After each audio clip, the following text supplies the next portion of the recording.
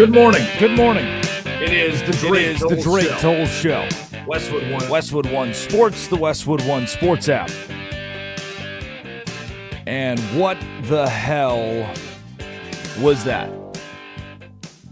The Stanley Cup Finals, tied at one game apiece between the Las Vegas Golden Knights and the Carolina Hurricanes after whatever I watched last night. I'm in Milwaukee, Wisconsin. And I think the best part about Milwaukee is people they joke about the state of Wisconsin that really the only thing to do is to beer, right? Like the beer and cheese curds. And then you get here and you realize there's a beach in Lake Michigan and there's some beauty to it. There's something about Milwaukee. But it really is the beer. The beer kind of carries this place. So I sat down last night and decided at the hotel bar, I'm going to have a spotted cow, a local brew, and I'm going to watch this Stanley Cup Finals. And it's 2-0. It's boring. I am bored.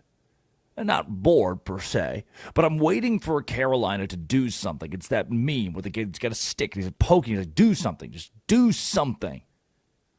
And did they ever?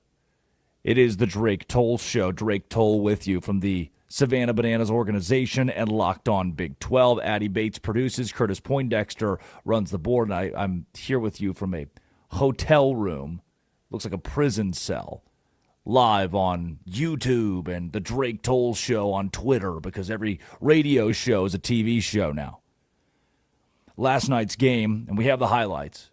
Last night's game, if you missed it, is one of the best in Stanley Cup Finals history.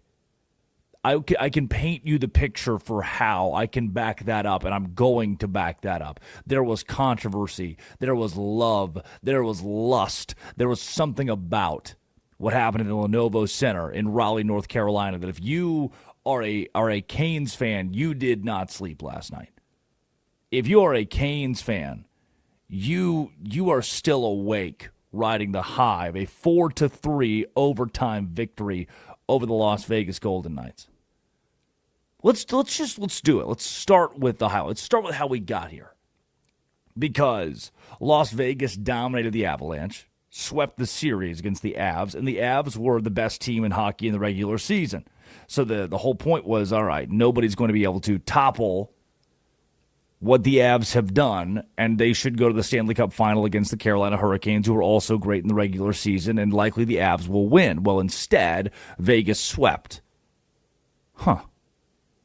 Getting into this series, up 1-0, Vegas, the hottest team in hockey, and one of the great stories of the hockey postseason. You fire your head coach at the end of the regular season just to go on an insane run in the playoffs, make it to the Stanley Cup Final, win Game 1 on the road, and you're well on your way to winning Game 2 on the road. You're halfway through the third period. You've gone 50 minutes in this game without allowing a goal. But I don't even want to start there. Vegas goes up 2-0 in the middle of the second period, and listen to the air being sucked out of the Lenovo Center in Raleigh, North Carolina, as fans reckon with the fact their Carolina Hurricanes might not win a game at home to start these Stanley Cup Finals. Here's Howden at even strength, and he scores! Brett Howden again! 2-0 Vegas!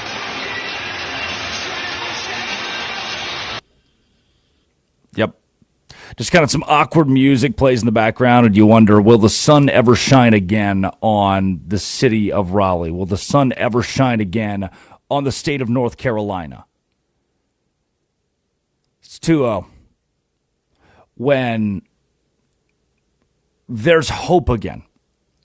9:40 to go in the third period. Logan Stankovic, and by the way, a goal here does not guarantee that you tie the game. A goal here does not guarantee you score again. Down 2-0. Carolina is at least back within striking distance, thanks to Logan Stankovic. Says sent him to hospital, and we hope he'll be okay. Here's Stankovic to steal. Time to jam. Logan Stankovic! And Carolina's on the board.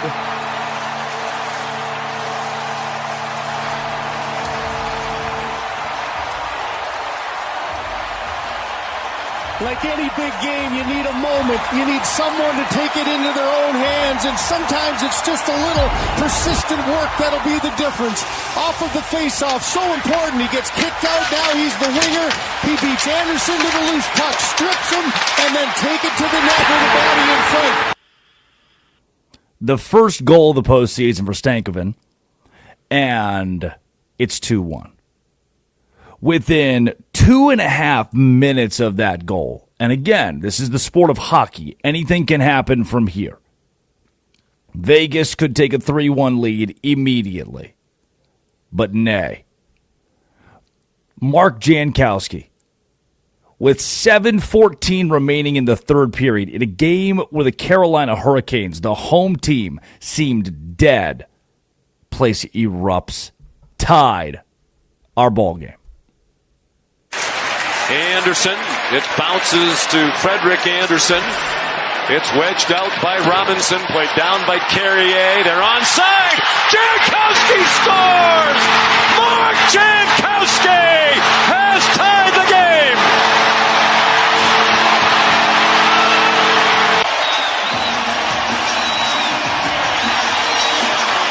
Mark Jankowski is onside. This play is onside. Carrier keeps it alive. Jankowski's first of the playoffs. Hello, what a time. Mark Jankowski off the bar and in. It's 2-2. 2-2, and this is where controversy strikes. The Golden Knights would use their challenge in the third period, and John Tortorella's challenge would be disastrous. The single most controversial and talked about moment from the game. 5 minutes left in regulation, score at 2-2. There's a scrum that ensues in front of Carolina goalie Freddie Anderson. The puck is jammed into the net. Referees immediately wave it off on the ice for goaltender interference. So Vegas head coach John Tortorella, he aggressively, hey, whoa, challenge, immediately challenge. He was convinced the puck is loose. At no point in time is there any sort of possession here. The puck is not stationary. The puck is loose, and it goes in the goal. We just scored.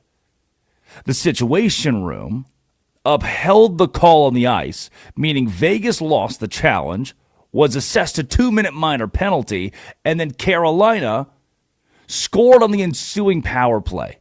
25 seconds later. This is going to be the talk of Vegas from this game.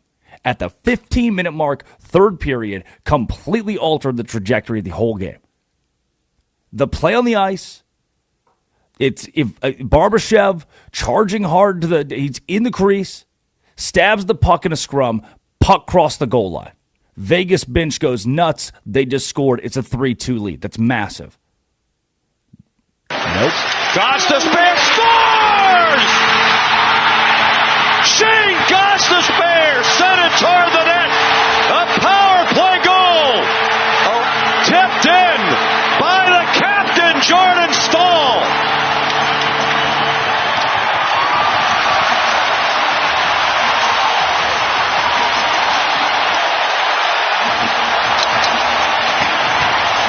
An incredible sequence of events, and Carolina leads for the first time tonight. Key moment we don't see here. Jordan Stahl won the draw. They didn't have to go back to their own zone and regroup. Gostisbehere's shot is tipped on the way through. He's shooting this for Aho stick. So that's a direct result of the disastrous challenge. That's why it's disastrous. You go from challenging something, getting no goal out of it, getting no benefit from it, and then losing the challenge, assess the minor penalty. Carolina scores in the power play 25 seconds later. They've scored 3 consecutive goals, all in the span of 4.5 minutes, 5 minutes in the Stanley Cup Final. And now it's 3-2. But Vegas isn't done. Mark Stone, A minute and 21 seconds on the clock, and it's ticking. Carves right through the defense, knots it up, and again, the Lenovo Center in Raleigh, North Carolina, is silent. So now it's 6-on-5. Blake's out of the box. Marner sends it toward the net. They score! Mark Stone knocks it in! Unbelievable! Will hold and hold before he can find the lane to shoot the puck. Nobody blocks it, and then when nobody blocks it, nobody denies Stone the space. He's going to spin to the front. Oh, that hits Anderson, and then hits Stone in the leg. So now it's 3-3. We're going to overtime, where Carolina has made its home this postseason. That series against Montreal felt like every game was going to overtime for these Canes. And you already lost game one at home. You already did that. It would be detrimental to go down 2-0 headed to Las Vegas when you believe you're the better team, but Vegas is playing the best hockey you could draw up in the playoffs. Couple of overtime wins against Montreal in the conference finals. In the second round of the postseason, couple of overtime wins against Philadelphia. A double overtime win in the conference in the first round of the postseason for the Carolina Hurricanes. And now they're in OT in the Stanley Cup Final, and it's a must-win. It's a must-win against Vegas before the series goes out west. And in that must-win moment, Seth Jarvis, 4-3, in overtime, Carolina wins. Despair. They score! Seth Jarvis quiets the critics and ignites the crowd.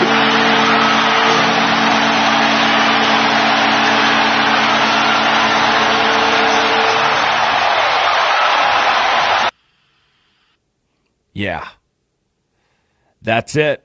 The Stanley Cup Final is tied at 1 game apiece between the Carolina Hurricanes and the Las Vegas Golden Knights. Seth Jarvis on the ice postgame, on his game-winning goal on ESPN. This is the stuff kids dream of. Seth, take it away. Power play at the end of overtime there. Take me through the sequence from your perspective. Our power play found our groove tonight. It started with Jordo in the third, and then just making the right plays, playing smart and being aggressive, and it worked out. That third period, that sequence, their overturned goal, Jordo scores, they tie it. What was it like to play it all that? It was a lot. We did a great job controlling our emotions. I think we never got too high, never got too low. Just kept responding, and that's what I love about this group is we always bounce back. For you personally, how are you feeling about this series entering this? I'm coming. Yeah, that was great. That was a step in the right direction, and now we got to keep it going into Vegas. This group, why don't they get too high? Why don't they get too low? Sorry? This group, why don't you guys get too high? Why don't you get too low? We have the best leaders in the world. It starts with our coach, bleeds down to our captains. They keep us humble, they keep us composed, and we follow their lead. Well, tell me about your coach. You're down 2-0 heading into the third period. He addresses the team. What does he say? It was all positive. It was sticking with our game, knowing it'll come, and Stanky did a great job getting it going, and Jenks with a great shot, and we just carried it on from there. Best part of scoring that goal? Winning that game in front of these fans. What did it sound like? That was the best feeling in the world. Congratulations, Seth. Enjoy it. Thank you. That is, I've got chills.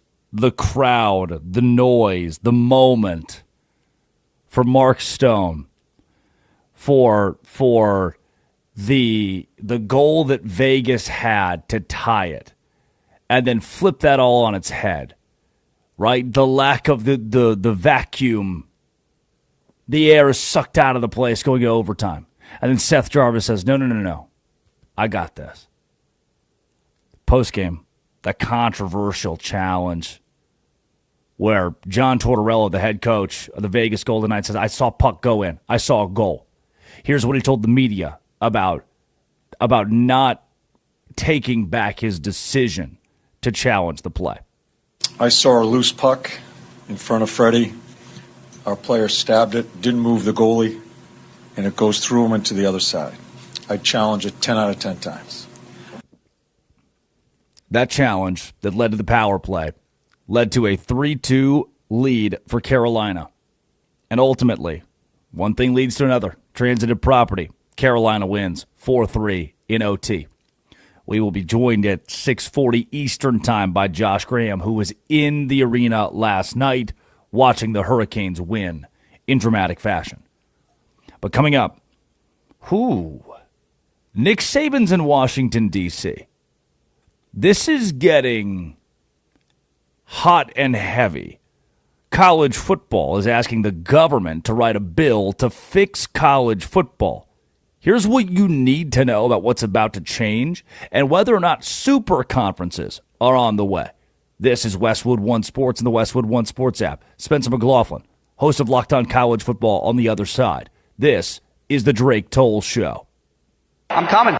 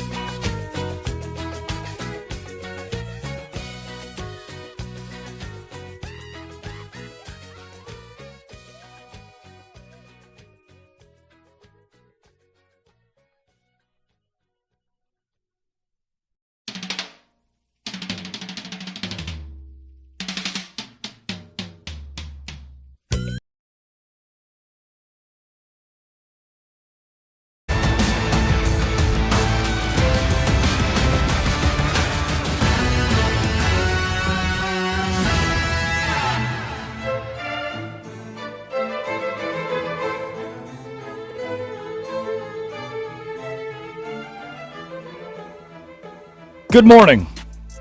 It is the Drake Toll Show. Westwood One Sports, the Westwood One Sports app. 6 o'clock hour Eastern time. Drake Toll with you from the Savannah Bananas organization and Locked On Big 12, and college football is burning.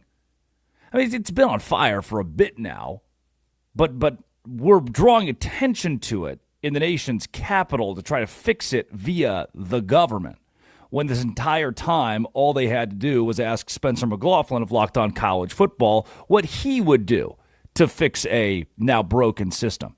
Joining the show, Spencer McLaughlin, Locked On College Football. Spencer, million places to start with this. Nick Saban to the Big Ten and SEC opposing a bill that's supposed to save college sports. But I guess at the base level to begin, to jump off, is adding the government to college football the correct step in fixing college football? Well, to be honest, first of all, Drake. Second of all, I don't know that it's solution A in my head, but solution A requires a time machine to go back and, bear with me here, not allow the NCAA to give up governance of college football. The NCAA runs college basketball. They run the NCAA tournament. That's why it's called the NCAA tournament. The college football playoff is a completely separate entity because power was ceded first to the conferences, who then ceded it to network executives, and now there's a very conflicted power vacuum that everyone is trying to grab onto right now and has over the course of the last 10 to 15 years or so.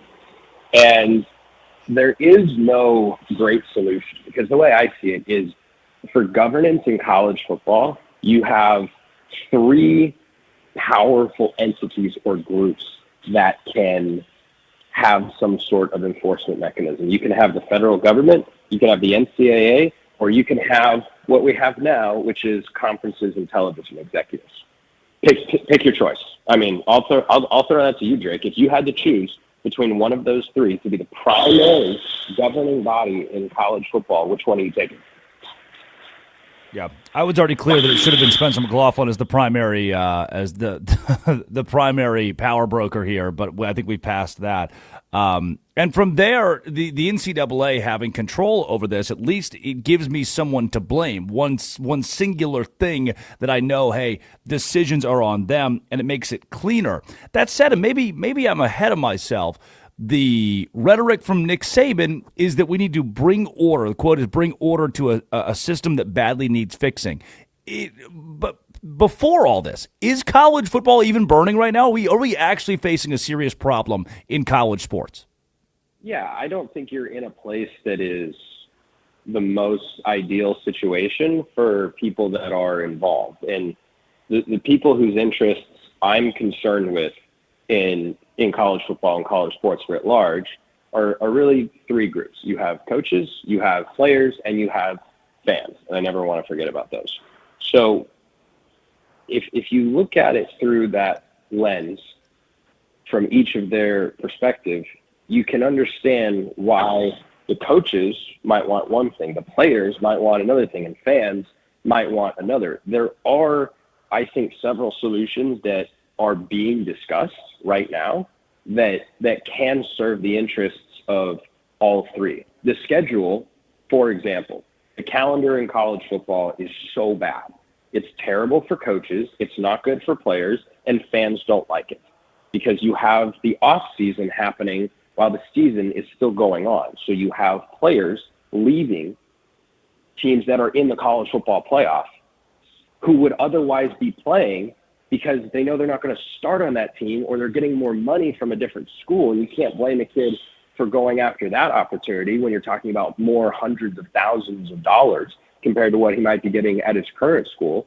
And so he is left in a really unfortunate spot. He might actually want to play with his team until the season ends and then seek another opportunity, you know, the way every other sports league does it. But college football doesn't do it that way. Or Lane Kiffin even has reportedly, wanted to stay at Ole Miss, but they didn't let him. And I actually believe him when he says that. I don't believe everything he says, but I believe him when he says that. So those are the people who need to be taken into account when you're talking about whether a rule is a good idea, a bad idea, or just an idea that people are throwing out. And I don't think that it's ridiculous to be somewhat frustrated as a college football coach. It's why Nick Saban is not coaching anymore. I don't think it's ridiculous to be a player and say we need to change the system or standardize these things. And I don't think it's ridiculous to be frustrated as a fan that looks at this landscape and goes, why is this so hectic? Why is this so chaotic? And want things to change in a positive direction.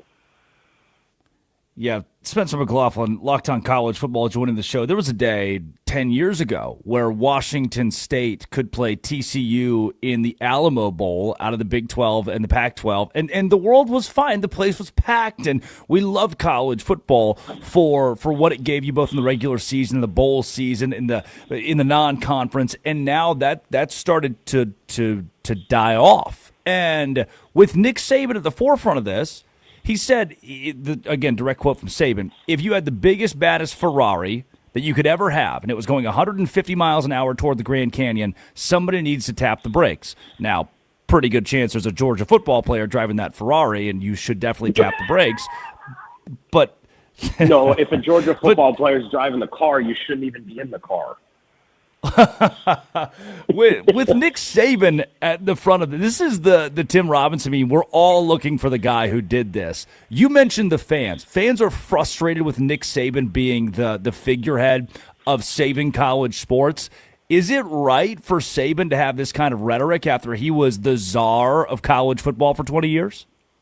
I don't think he was the czar of college football. He was just the best head coach for a very long time. And I don't believe that Nick Saban would, if we got to a place where we're electing a commissioner of college football, Nick Saban's name is going to be in the running. And in no way do I believe, given everything that Saban has said about the state of college sports and what he wants the future to look like, I do not believe that he would just be a mouthpiece for the SEC. And the best example of that is that he came out in support of the bill that his conference, the SEC, just issued a public statement completely indicting.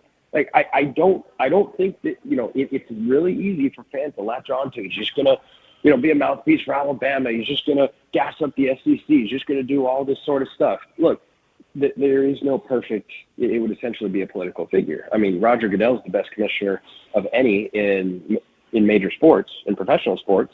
And Roger Goodell is not without his critics or his haters. And I think they're justified in feeling that way. You can also realize that he has been unbelievably successful in what he's doing. So I think that Saban is a good option. I don't think he's the only viable option, but yeah, I would put him on a short list to be college football commissioner because I don't think he wants to go in and reverse NIL. I don't think he wants to stop paying players. I don't think that he just wants to be a mouth breather for the SEC. I think that he wants to see the sport, which he understands very well, move in a more positive direction. The Protect College Sports Act, Senator Ted Cruz, Maria Cantwell, it's this bipartisan bill that would limit athletes transferring schools one time without penalty, limit athlete eligibility to a maximum of 5 years, prohibit former professional athletes from playing in college, prohibit schools from poaching a coach mid-season. There are things in here that most college sports fans would agree with off the rip and say, yes, I like that, I want that. So fans are asking. I'm asking you now, why would the SEC and the Big Ten oppose the Protect College Sports Act?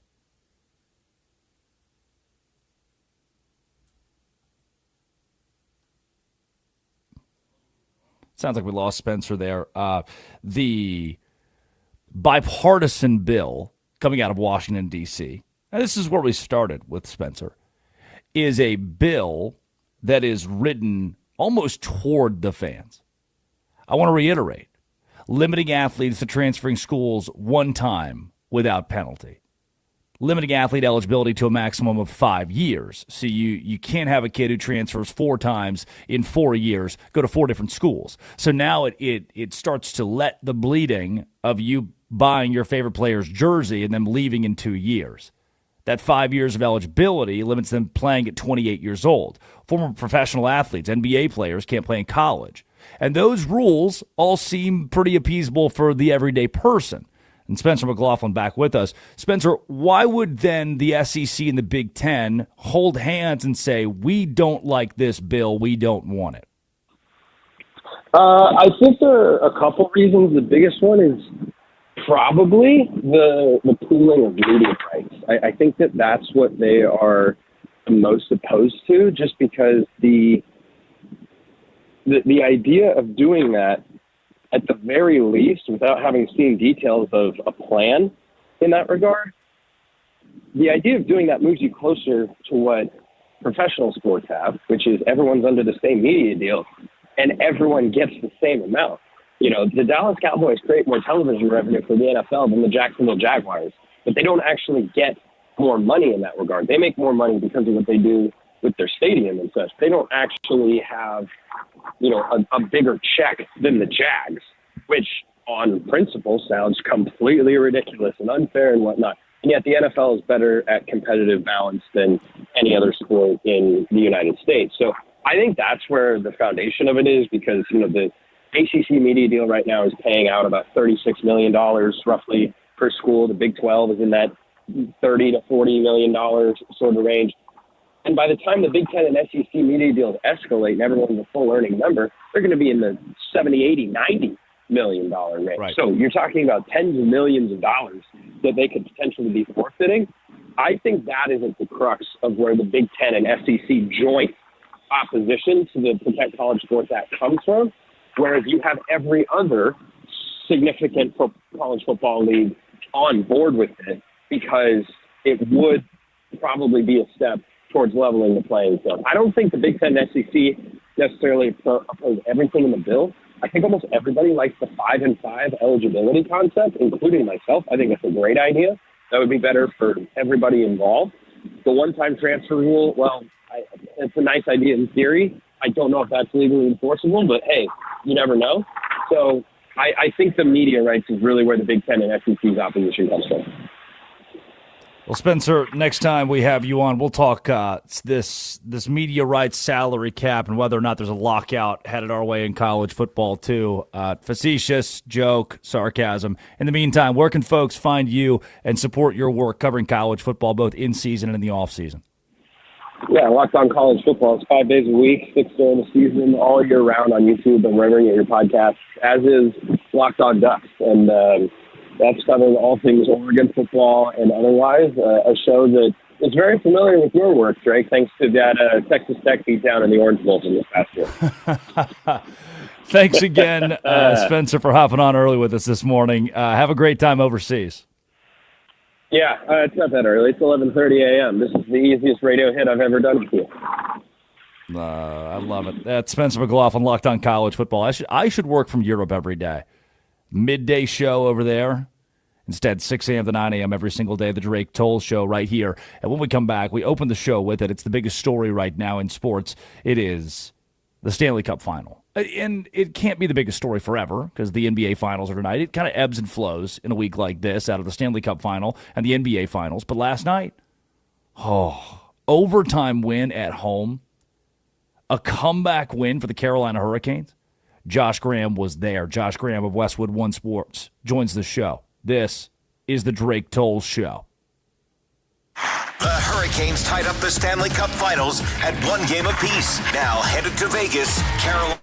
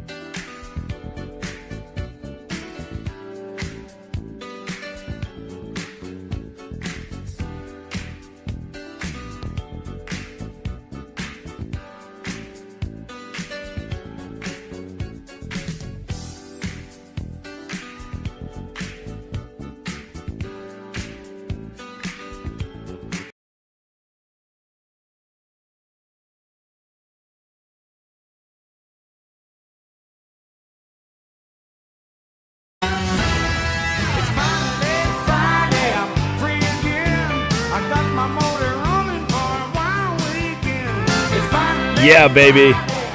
The Possum. George Jones brings us back. 6:41 and 19 seconds Eastern Time on the Drake Toll Show. Westwood One Sports and the Westwood One Sports app, and it's finally Friday. Congratulations, you made it. Josh Graham of Westwood One Sports joining the program. Josh Graham, notably, has covered the Carolina Hurricanes since he was a young chap, a fan standing next to the Stanley Cup in 2006. And now, 20 years later, Josh Graham, I opened the show with this question. I will open this interview with this question. What the hell was that? What it was is the series being revived, where Vegas was up 2-0. I'm getting ready for Westwood One Sports Night from 11 p to 3 a Eastern. And I have a full monologue ready to go about Team of Destiny and a team that had lost 12 of 17 games going into the final 8 of the regular season, and then firing their coach, was in position to go up 2-0 after beating in a sweep the best team in the Western Conference, and then taking the first 2 in Raleigh against the best team in the Eastern Conference, with John Tortorella just parachuting in to do this. But then Carolina scored 2, tied the game, and in overtime, it's Seth Jarvis netting the winner. And being at game 1, the key difference between Vegas and Carolina was that the top line, the top players for Vegas, delivered when it mattered most. And Carolina's top line of Aho and Svechnikov and Seth Jarvis did not. They didn't produce anything that entire series until or that entire game 1, until a shot at the end of in the final 5 minutes was gloved by Carter Hart, literally the shift before Vegas netted the winner with Tomas Hertl. So the fact that it was Jarvis and that line got going is just all the more reason to believe that this is going to be a long series and a very entertaining one. Josh, for those that did not watch the game last night, John Tortorella gambled in the third period on what he thought was a loose puck, goes in the net, Vegas scores, it's 3-2. Instead, flip this whole thing around, and on a power play, Carolina's up 3-2 themselves after the Situation Room says, you know what? Nope, not a goal.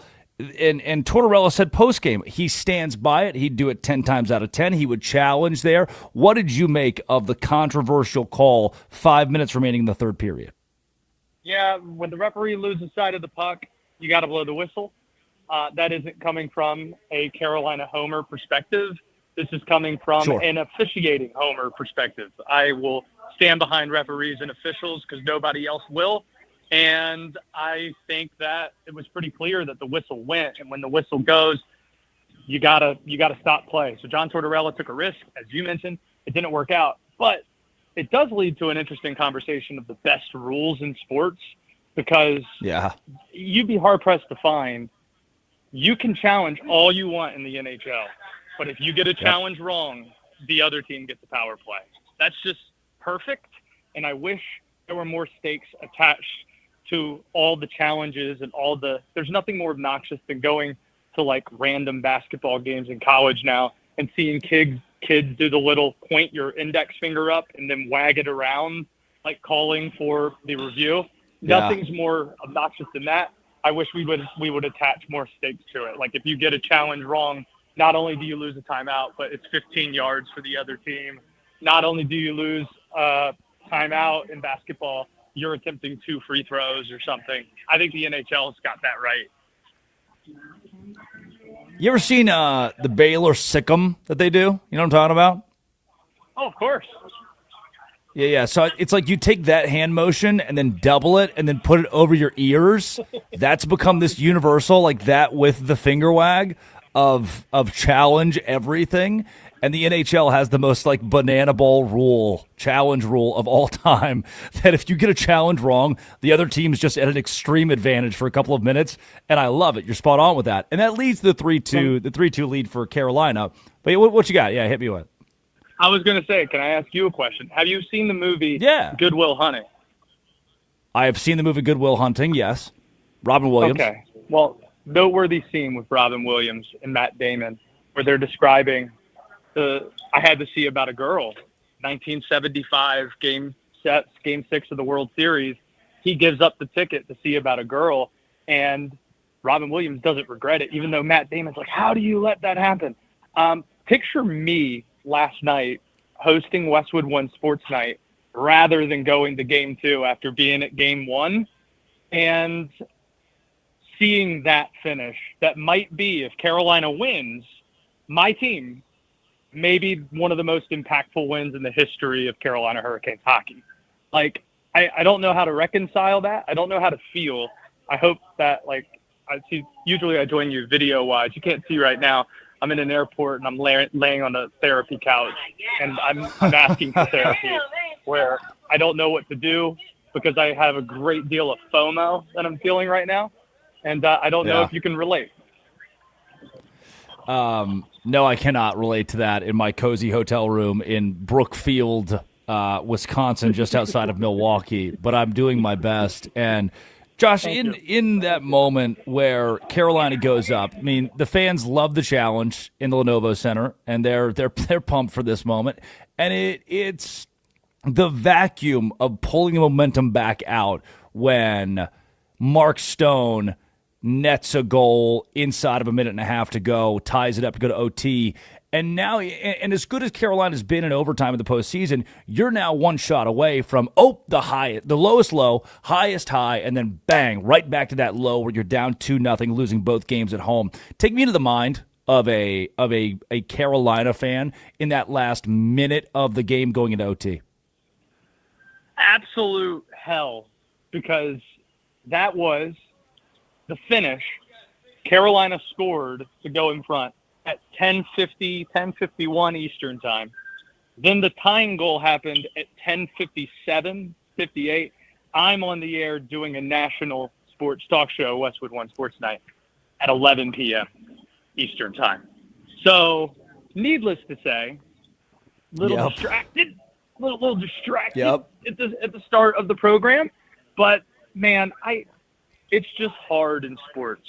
And I know that some will probably pull some names that they think are comparable to what I'm about to say, but I don't think there is a singular sports figure that is more impactful to their franchise in professional sports than Rod Brind'Amour is to the Carolina Hurricanes, considering Carolina has won 100 games in the history of their franchise.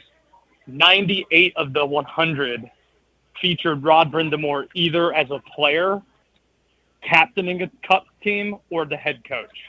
98 of the 100 in the history of the franchise. He's either played in it, and he's coached in it, and he captained a Stanley Cup winner 20 years ago, and here he is with the opportunity to try to lead Carolina back to the top of the mountain. Josh, the moment, the goal, the game-winning goal from Seth Jarvis. Take me, and you just gave me kind of the hell of a tied game as someone watching the Carolina point of view. Take me into series tied 1-1, overtime comeback, thrilling win, that moment. Did you feel like 2006 Josh Graham again? No, I felt like I was in a comedic place because I don't know if Hulu is a sponsor of the program. I don't think that they are. I figured I would know. I would love for them to be. That's a great. Let's throw that out. Let's cast that out there. Dear Hulu, why are your games 12 minutes behind the action versus every other outlet platform that's out there? So the reason I point that out is I'm literally making this rant that I'm making to you right now. Not a joke. The exact way I'm laying it out. And then shout out to Mondo, tallest Latino in sports talk, who was boarding. Right as I'm making this rant, he hits me with the Carolina Hurricanes goal horn, and I thought he was just doing that to make fun of me. The reason he did it is because they had it on in the studio and was 30 seconds ahead of me, and I had the wait, whoa, what? So that was my reaction. It was more upset why I'm so behind on Hulu watching and also why they don't have the 4-box yet, the split box. YouTube's figured out this technology. Take advantage of it. That's what I was thinking in the moment that Seth Jarvis scored as a Carolina Hurricanes fan. Wow. Josh, grateful for your time this morning, up early this morning. You were on the air 3 hours ago, and good to hear that you overcame the Hulu delay. We love Hulu. Dear sister. Josh, last thing that I've got for you. From a PR standpoint, how big was last night, a game like that, for the NHL? PR, it's great. By the way, said this about the folks who were knocking the Oklahoma City, Indiana finals last year that went 7, were a lot of fun. If you care about the TV ratings, you better be a TV exec, or you better be like working for like a league office in some sense, or be a stakeholder of some sort. Because what type of booger picker cares about how many people are watching? That doesn't make any sense whatsoever. I don't care about untraditional smaller markets. This is fun. The games were fun. Yeah. The first 2 games were awesome in the Stanley Cup Final. And who knows, maybe there's enough exposure on the Raleigh area that the next time I walk up to the drink cooler at a Stanley Cup playoff game that's played in Raleigh and see 3 Canadian media in suits holding up a cheer wine, not knowing what it was, maybe they then will know, because of the exposure that comes with Carolina getting the national platform. I told them, Drake, it's like a cherry Coke on steroids. They then paused, and then 2 of the 3 men then reached and grabbed the cheer wine to try it. So you can add North Carolina ambassador to my bio as well. I should have asked you what the PR effect on Cheerwine was after last night. That'll be the next time we have you on. Josh Graham, thanks so much for your time again up early with us, and folks can support you at Josh Graham Show on Twitter. Excited to listen to your coverage the rest of next week as you're at Game 5 and possibly Game 7. Pro move Cheerwine float at Cookout if you visit North Carolina. Pro move at Cookout. Oh, love it. Josh, thanks again. See ya. Final score, the Carolina Hurricanes 4, the Las Vegas Golden Knights 3, after the Golden Knights had taken a 2-0 lead and held that with under 10 minutes to play in the game, just for Carolina to score 3 goals unanswered in the span of 5 minutes in the third period. Vegas to tie it up inside of a minute and a half to go, and in overtime, Carolina to win it 4-3. Thank you, Seth Jarvis, on making this a series. When we come back, it is time for Curtis to hit all the buttons he wants to for our obituaries. This is Westwood One Sports, the Westwood One Sports app. This is the Drake Toll Show. This is Westwood One Sports.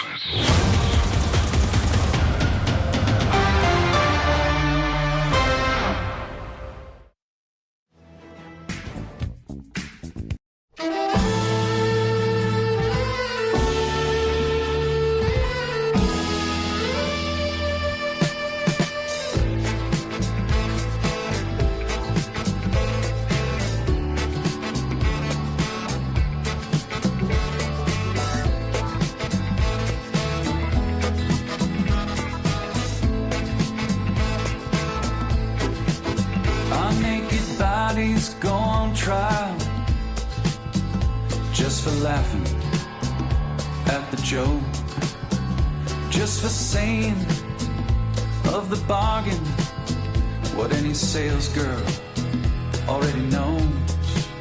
Most of us old men die at the firing line, just waiting for our number to be called. I guess time just makes fools of us all.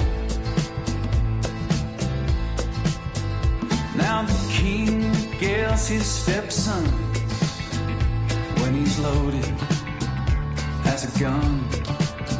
Says a real man is like a country, you need a map to find your one. Now I do you suppose you must approach the throne with its back up against the wall. I guess time just makes fools of us all.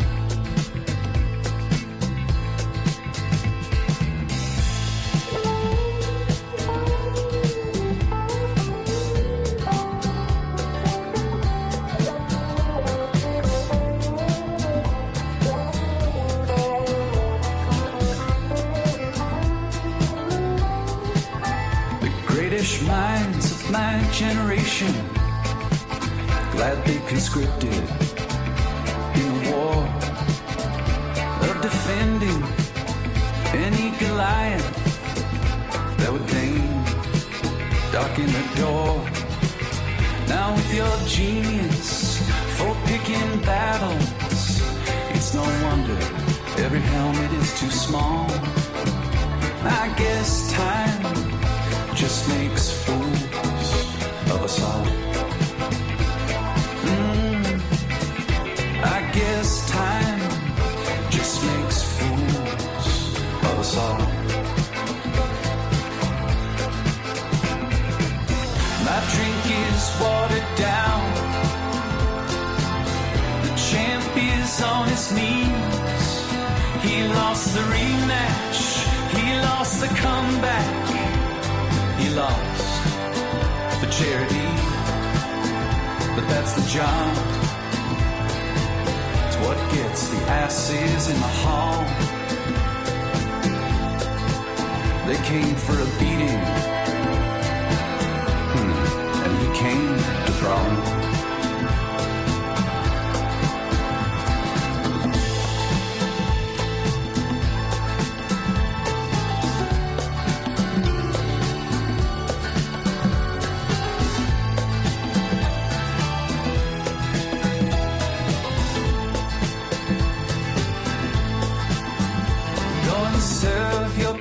Notice that of all the young gods I have known, yours is easily the least famous to turn down the cover of a Rolling Stone. Lily white faces, so familiar and yet impossible to recall. I guess time just makes fools of us all. After a millennia of good times, God said, hey man, let's have a dream where we raise the stakes a little. Come on, let's make things interesting. Parachute into the Anthropocene, an amnesiac, a himbo Kendall. I guess time does make fools of us all.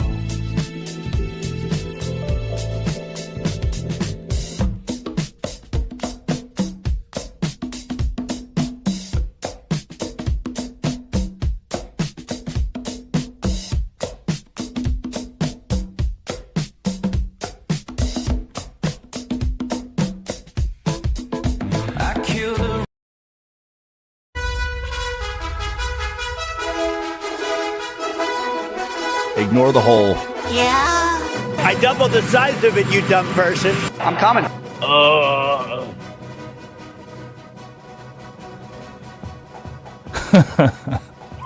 It's the Drake Toll Show Told a on story Westwood with that. One Did you like Sports.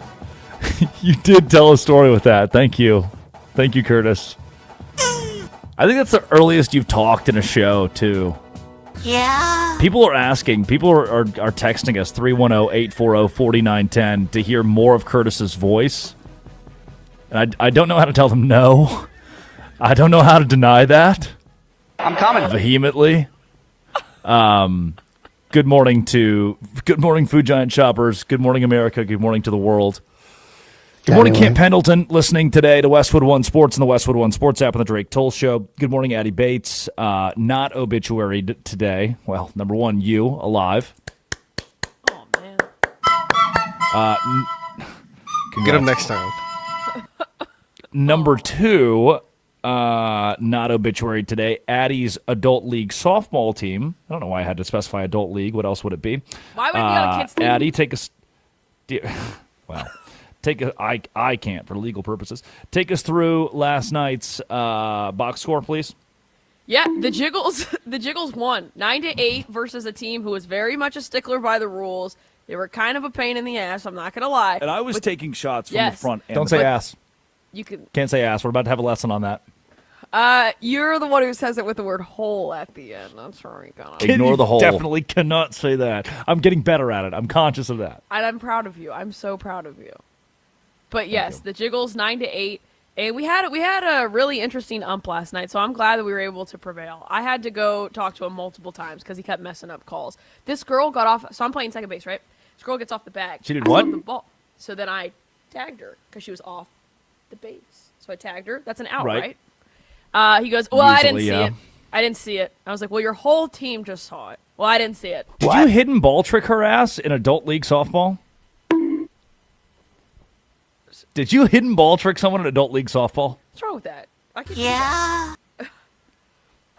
That is stunning. You hidden ball tricked adult league softball. It's kind of awesome. You can be our biggest winner of the day today. Yeah. Interesting, per se. Did you get any hits? Yes, I did, but then I also kind of hurt my hamstring, so it was kind of hard to run. Because this week has been the week where I've decided to do a bunch of fun activities like rock climbing. I got back into bowling for the first time in over a year, so I'm already a little sore.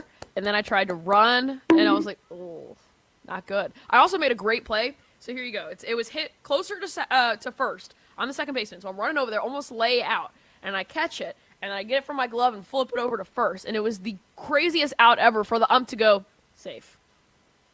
And everybody on our bench who could see it right here, they were like, ah! You threw it crazy style. I did. I was her last night. Did you challenge it, and then after it was upheld, the other team goes on a power play? I literally, That'd be a very this. funny adult league softball rule. I said, send it to New York. Send it to New York. I'm done. I get a little rowdy. Did you get the headphone motion? I did. Did you? I was surprised Josh Graham does the finger wave for review. No, I've always done the headphone. It's always headphones. You got to go fake headphones. But now that if I'm like up to bat, I will do that.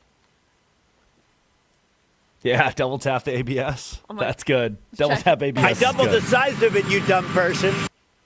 That's I like. We should add that to Banana Ball. Speaking of this weekend on the CW, the Party Animals Loco Beach Coconuts. I'll see you on national TV Saturday and Sunday. Saturday at 7:30 Eastern, Sunday 3:30 Eastern.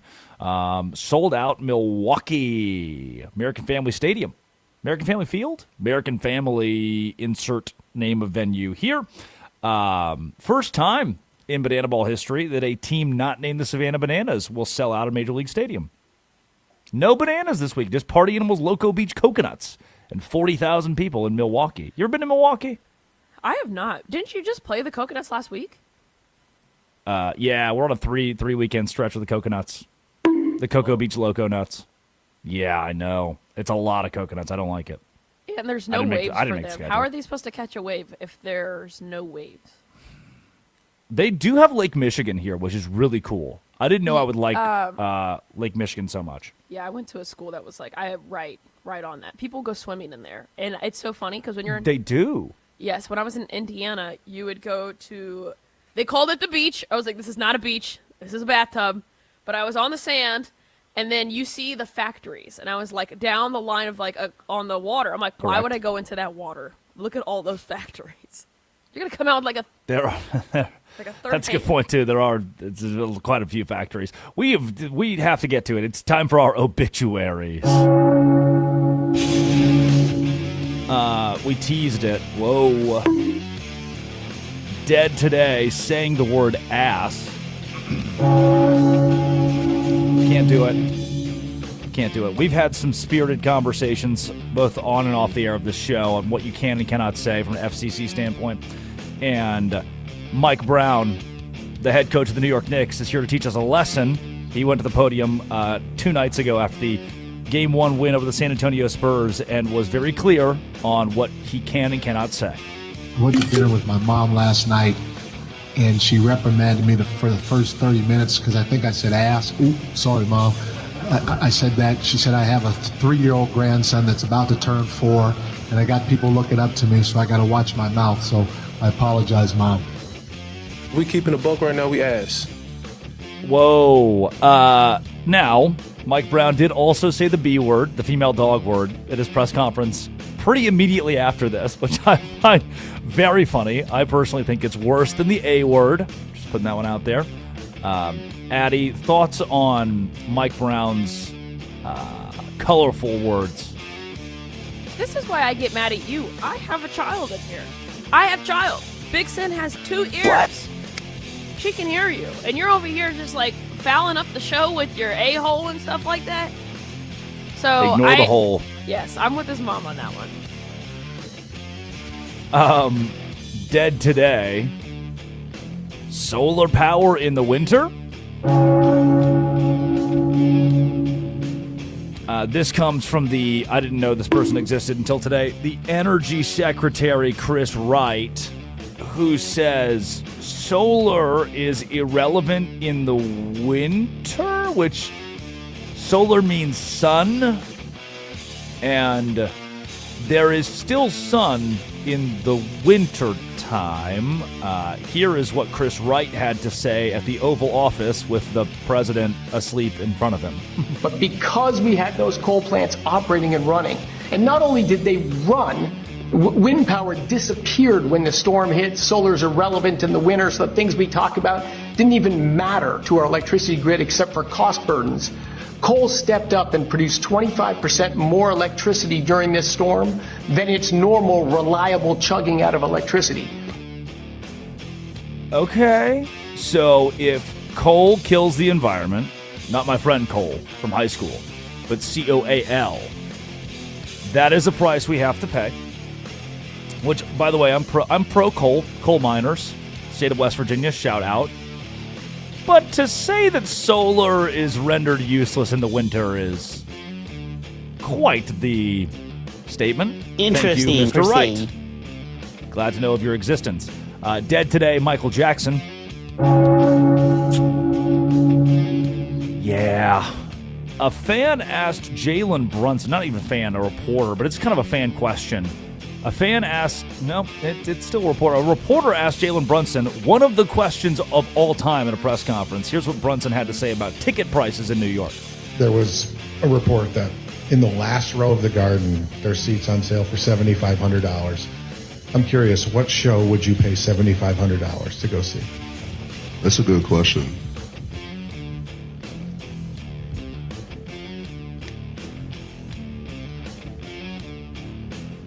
A live Michael Jackson performance. That was a good one. Yeah. I can't tell if Jalen Brunson is saying that was a good one to himself, to his own quip, or if he was mocking the reporter. But he gives it a 9-second Jim Rome pregnant pause, and then I says, doubled the size of it, you dumb person. Michael Jackson, live. Good one. Okay. I think he is saying good one to himself. And finally, our last obituary, dead today, Aaron Judge. Playing the entire season. You had to wait for the rest of it, Curtis. Aaron Judge is out indefinitely. He's got a little fracture in his ribs. They can't reevaluate for another 6 weeks. Well, he got the surgery. Yep. Yeah. So now no more Aaron Judge for the Yankees for a little bit. They'll have to fight thugh that. Surely that'll be in one of our headlines because it's time for the Quickie. Top 5 headlines in all of sports. Addie Bates reads them. Drake Toll responds. That was probably one of the most underrated jokes Curtis has ever told. I don't even know if you got that. I'm coming. The rib thing, the rib surgery, he had it good. Yeah. Yeah. Awesome. But does it feel like someone else, or does it feel like you are? That's the question, 310-840-40. If you've got... If you got the rib surgery, similar to Aaron Judge, to become more nimble, 310-840-4910. Big Gooner. Here's your first headline. Texas, hook 'em, claims second straight Women's College World Series title over Texas Tech. The eyes of Texas are upon you. On the Isn't that song racist? Is that the one that's racist? Or is it the other one? Texas I think it's that one. It's that one. It's that one's racist? Yeah. Yeah, man. Tegan Kavan is one of the best softball players of all time. And I heard what's crazy is her stats still aren't what Kat Osterman's were at Texas. And so it's hard to, like, for as much as I want to say that Tegan is the greatest pitcher of all time because she elevates in the College World Series at such an extreme level, Osterman still has so many numbers and stats that back her as the greatest to ever do it. Tegan can get there. I watched this game, Glasgow and company. There was a fall apart for Nigeria and the Texas Tech defense late. UT wins it. They sweep it this year. I thought that Tech was better this season. I thought UT was a tick worse. And yet, with that in mind, Texas, instead of going to 3 games like they did in 2025, gets it done in 2. Horns go back-to-back.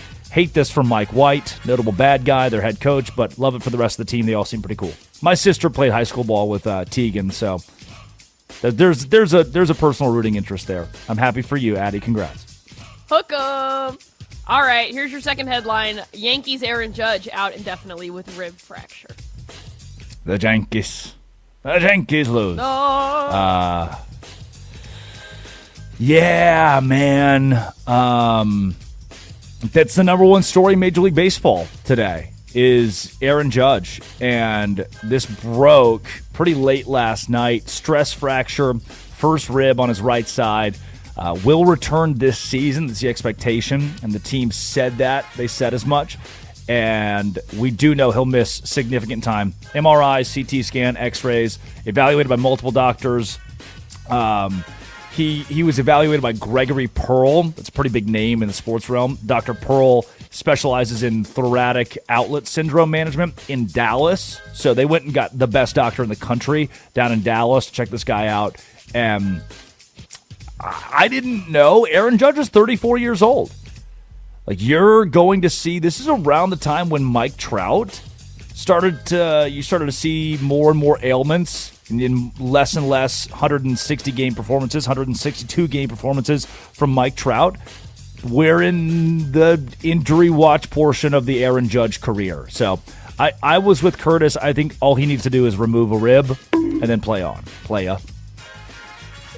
Ignore the hole. Canes even Stanley Cup Final on Jarvis's overtime goal. Pretty awesome. The Mark Jankowski goal to tie the Stankoven goal to put the Canes on the board. They didn't score until the midway point of the third period in this game and finished the game with 4 goals and an overtime win. Stankoven to Jankowski to tie it up. Gostisbehere goes to Jordan Stahl, who just bumps one in. It's 3-2. Bang, Mark Stone. We're 3-3. Seth Jarvis wins it in OT.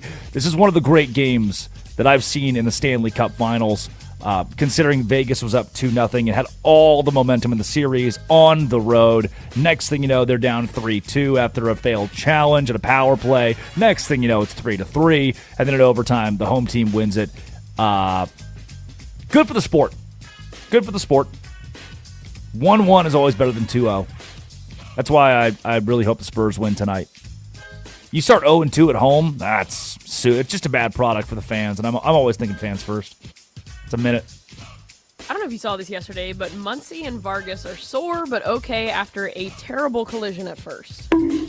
Yeah, I did, and Vargas, just things went flying in this between the Arizona Diamondbacks and LA Dodgers. It was just a race to first. I didn't think there was anything dirty about it. And Max Muncy, I've talked to Max a few times. He's a Baylor Bear, and in every interaction that I've had, he is one of the most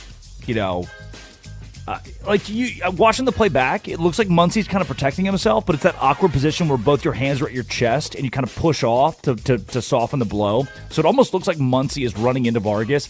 I don't think that was the case. This is just one of those freak things where both running to first base, we got in each other's way. Didn't seem like malice between either player. Do you agree with that from your perspective? I'm kind of biased on the Muncie deal.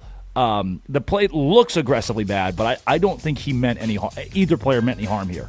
I don't know. There have been some other plays in the past where he's kind of done this kind of stuff, so I'm not a big fan of it because even if there was no bad intention, because there's already been a history, I'm like, okay. The other thing is your pitcher should have been covering first. To avoid you having to try to run at full speed against someone who's also running at full speed. Your pitcher should have been there on time to avoid that. So that's just baseball. That's baseball 101. That would have eliminated the issue. Did they give Muncie the bag? I never got to the call. I didn't watch the game live. I was playing softball. I had my own. You know what I mean? We'll have Max Muncie on at 7:40 to answer. Perfect. Would be fun.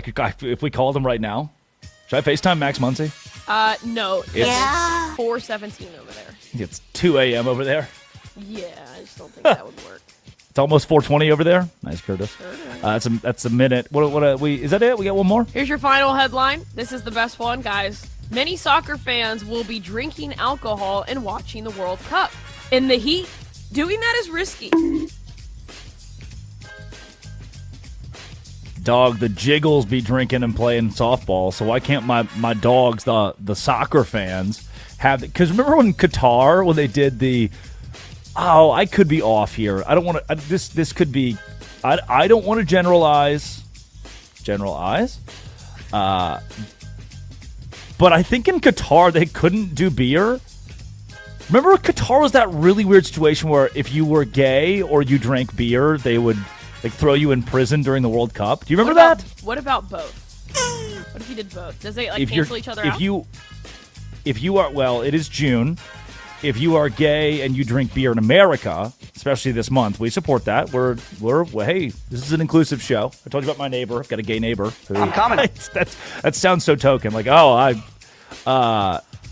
Qatar was a bit of a, if I remember right, a bit of a bad across the board.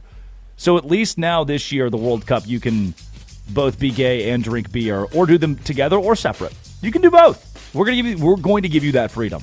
Now, with that in mind, it will be hot. So, some of you will die, but that is a risk the World Cup's willing to take. At Lambeau Field or wherever the hell they're playing it. SoFi Stadium, which I've been to and I hated. Sorry, LA. Sorry, Curtis. That's my bad dog. It was pouring rain the night that I went, and it's not even a closed stadium. If it rains and it's windy in LA, you're getting wet. And he was with You're his getting wet.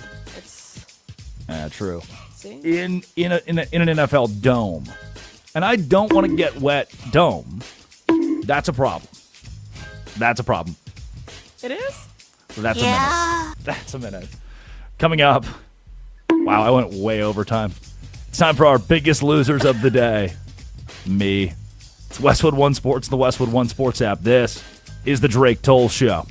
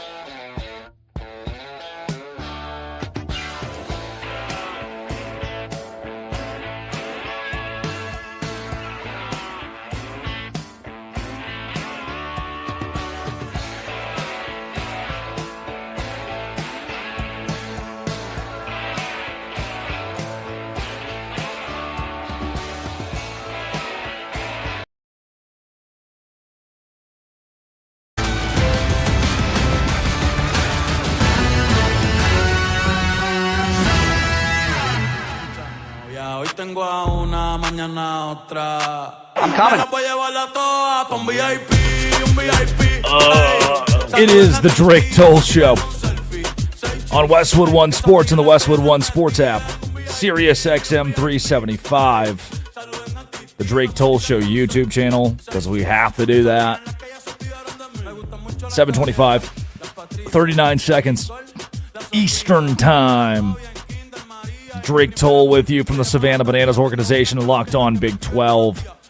Last night, the Stanley Cup Final knotted up at a game apiece after the Canes beat the Golden Knights in overtime by a final score of 4-3. Yankees, Aaron Judge, possibly removing a rib? Not why you think. Touch yourself. Elsewhere, Texas claiming the Women's College World Series title over Texas Tech in a sweep. And look, the Wembanyama-led Spurs lost game one to the New York Knicks because Wembanyama wasn't Wembanyama. And he said, Greg Popovich called him and said, "You sucked. You were bad." This wise old sage, Greg Popovich, who is the czar of, he's the turtle guy from Kung Fu Panda. He was falling asleep when they showed him on cam. He's the turtle guy from Kung Fu Panda. I bet Kung Fu. All right, let's do it. Blind taste test here.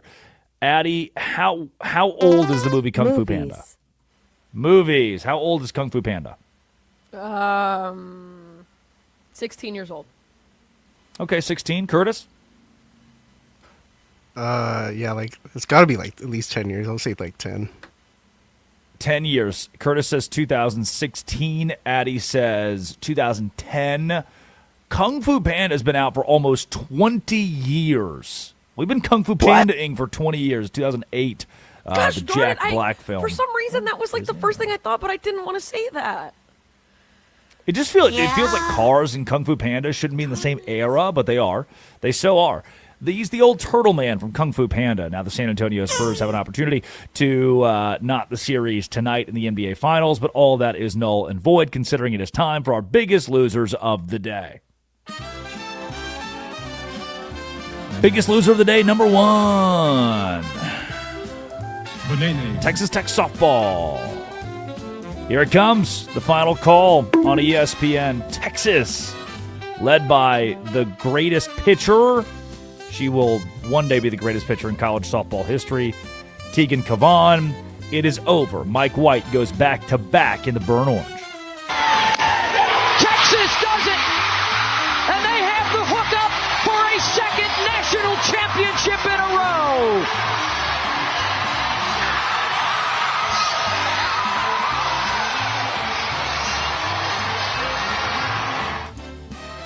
Yeah, Cavan is wild. It's hard to tell you how good the 21-year-old is at softball, but if I can sum it up, collegiate player of the year, by the way, so it's not just me waxing poetic at random. She has never allowed a run in the 6th or 7th inning of the College World Series and pitches in the College World Series year in and year out. Stunning, which I've never heard the end of that song. That's the first time I've ever heard the end of that song. Curtis. I kind of like that. I didn't know it had a crescendo. I kind of liked that. Curtis. All right, do it again. Do it again. Did originally. Oh my gosh. Texas Tech falls to Texas. Hook'em Horns. The biggest winner would be the Texas Longhorns. Biggest loser, not Jackson Dart. The president. I didn't know the Jackson Dart thing would be 10 days, going on 10 days of controversy now, but it is. And the president in the Oval Office yesterday brought up Dart once again, who he needed to reemphasize is a very handsome man. The quarterback Jackson is the quarterback for the Giants. He's a big, strong guy. And I said, "How do you think you do in women's sports, Jackson?" He said, "Pretty good, sir." He didn't know I was joking. He was not worried, so let me put it that way. He would have been the greatest athlete in the history of women's sports. You got to see the size of this guy. Like a male model, and he's going to be a great quarterback. So, got to see the size of this guy. You got to see it. He's like a male model. He would be the greatest woman of all time. Yeah. Many are saying. And like, if that, it's a Friday, so that just like, oh yeah, well, the host on there said Jackson Dart would be the greatest woman of all time. No, the host didn't say that. The literal president said that. What? I can't help you. I'm just quoting. Jackson Dart can be a biggest winner of the day with his big legs and his strong build. Ignore the hole. He didn't know he was joking either. He didn't think it was a joke. He thought that the president was going to commission Jackson Dart to go play women's sports. It'd be way funnier if genuinely Jackson Dart didn't know he was joking. If Jackson Dart was like, damn, I'm going to have to do this, aren't I? He's going to make me... I don't think he knew he was joking. He's going to make me play for the Jiggles. He's going to have to take Addie's spot on the Jiggles softball team. No. You're okay. In the same... Wow, it did it again. In the same vein with the president here, are you telling me that you wouldn't allow Jackson Dart to be a Jiggle? No, you got to have... Wow. There's just things that you have to have in order to be a Jiggle. Got to be able to jiggle it. You got to be awesome. I just don't like get those that. vibes from him. Now, what if Arch Manning? If Arch Manning wanted to be a Jiggle? You can have yeah, the shirt. there you go. I'm coming. That's all it took. Biggest losers of the day, low-key Victor Wembanyama. This is right there with how we opened the segment. Victor Wembanyama on his conversations with the wise old sage, the turtle from Kung Fu Panda, and one of the great NBA coaches of all time, Greg Popovich. Here's Wemby on his interaction with Pop after losing Game 1 at home. I haven't talked to him yet, but yes, he's texted me. Care to expound on what that text entailed? In the big lines, it was that I've been bad and that I'm better at this. Pretty awesome. What did the text between you and Pop say? Well, in essence, I've been bad. Yeah. Great. Thanks, Greg Popovich, who has, pun intended, popped in and out of the Spurs facility throughout the NBA Finals and playoffs to help boost a San Antonio squad that needs a good little kick in the pants. Mitch Johnson, good coach. Led the Spurs to the NBA Finals, for sure, but having Greg Popovich still in the fold for San Antonio cannot hurt. Wembanyama in Game 1 in San Antonio. 38 minutes, 26 points, but 6 for 21 from the field. That's not good. 2 for 9 from 3, also not good. Bulk of his scoring coming at the free throw line, 12 for 13. So 26 points, 12 boards, 3 blocks. That's pretty good. But you dig into it, again, 6 for 21 shooting on 2 for 9 from deep. Only 2 assists, very little facilitation, 6 turnovers from the alien. Didn't work out well. I think Pop is on the money here. Wembanyama was bad in Game 1 and called out for such by the former Spurs head coach and NBA legend. Biggest loser of the day, Skip Bayless.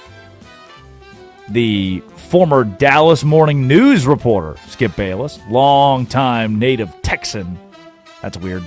Native Texan, longtime resident.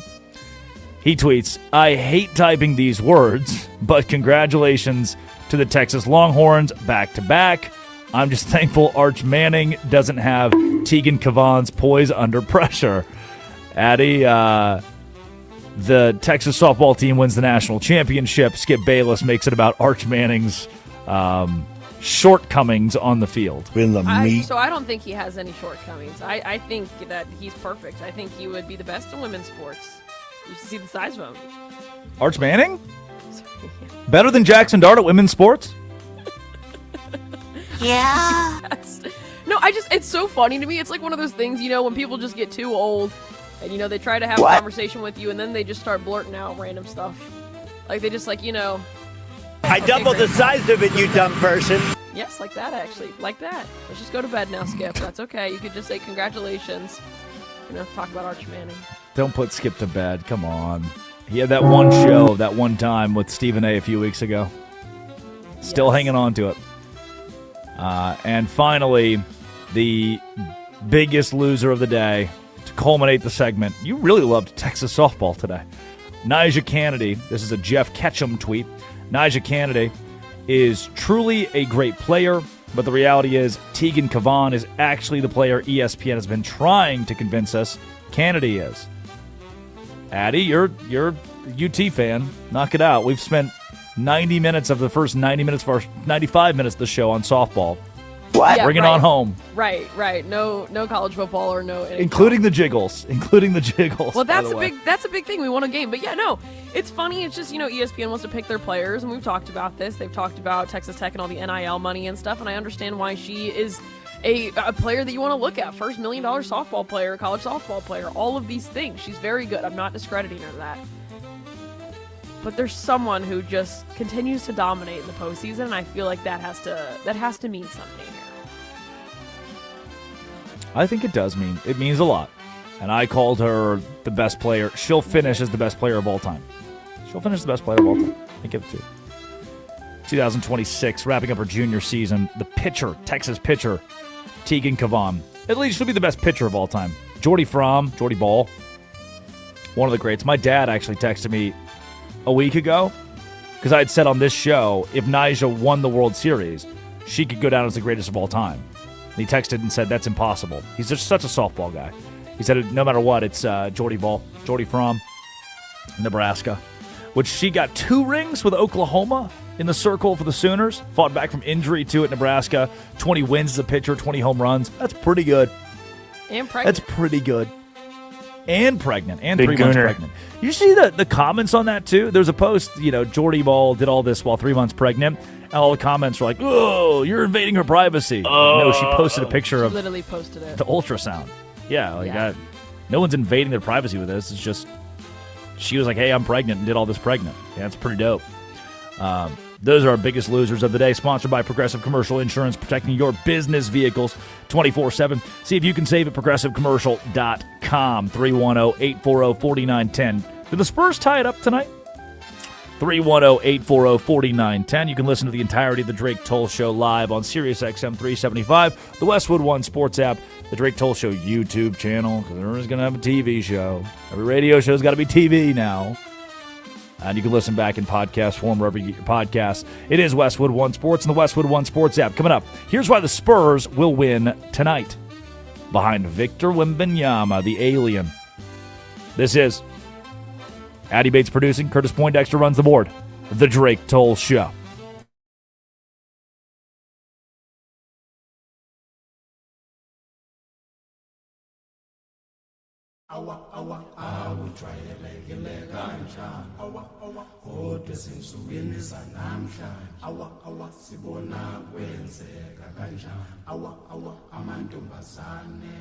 She's a rich girl, she don't try to hide it. Diamonds on the soles of her shoes. He's a poor boy, empty as a pocket with nothing to lose. Sing ta-na-na, ta-na-na-na. She got diamonds on the soles of her shoes. Ta-na-na, ta-na-na-na. She got diamonds on the soles of her shoes. Diamonds on the soles of her shoes. Diamonds on the soles of her shoes. Diamonds on the soles of her shoes. Diamonds on the soles of her shoes.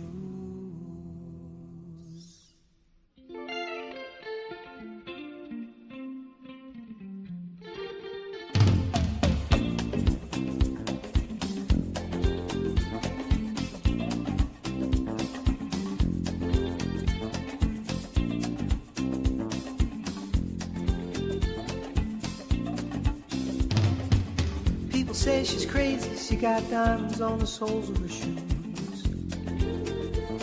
Well, that's one way to lose these walking blues.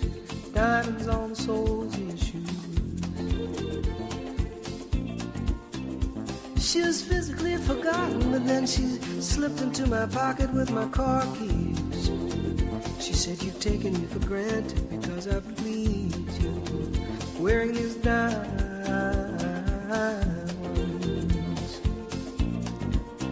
And I could say, ooh,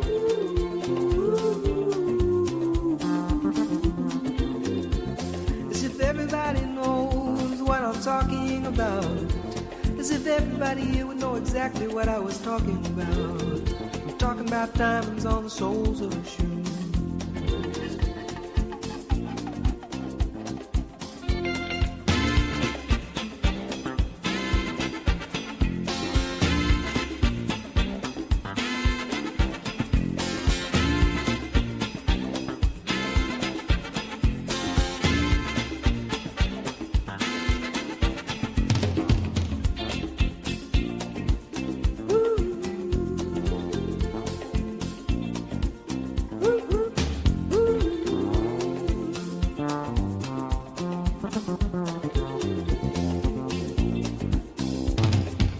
She makes the sign of a teaspoon, he makes the sign of a wave.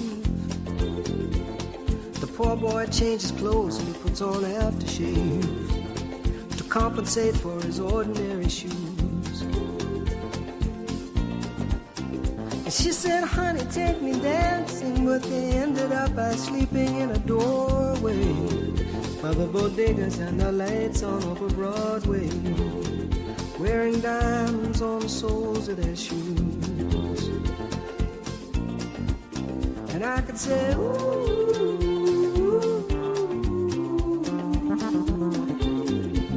and everybody here would know what I was talking about. I mean, everybody here would know exactly what I was talking about. I'm talking about time.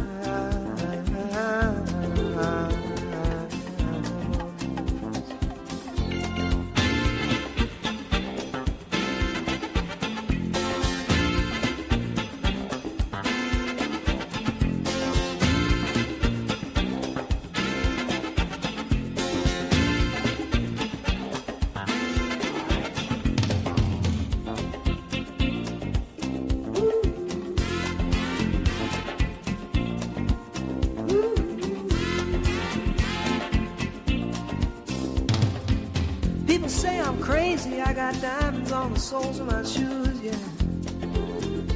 Well, that's one way to lose these walking blues. Diamonds on the soles of my shoes. Ta-na-na-na, ta-na-na-na, ta-na-na-na, ta-na-na-na, ta-na-na-na.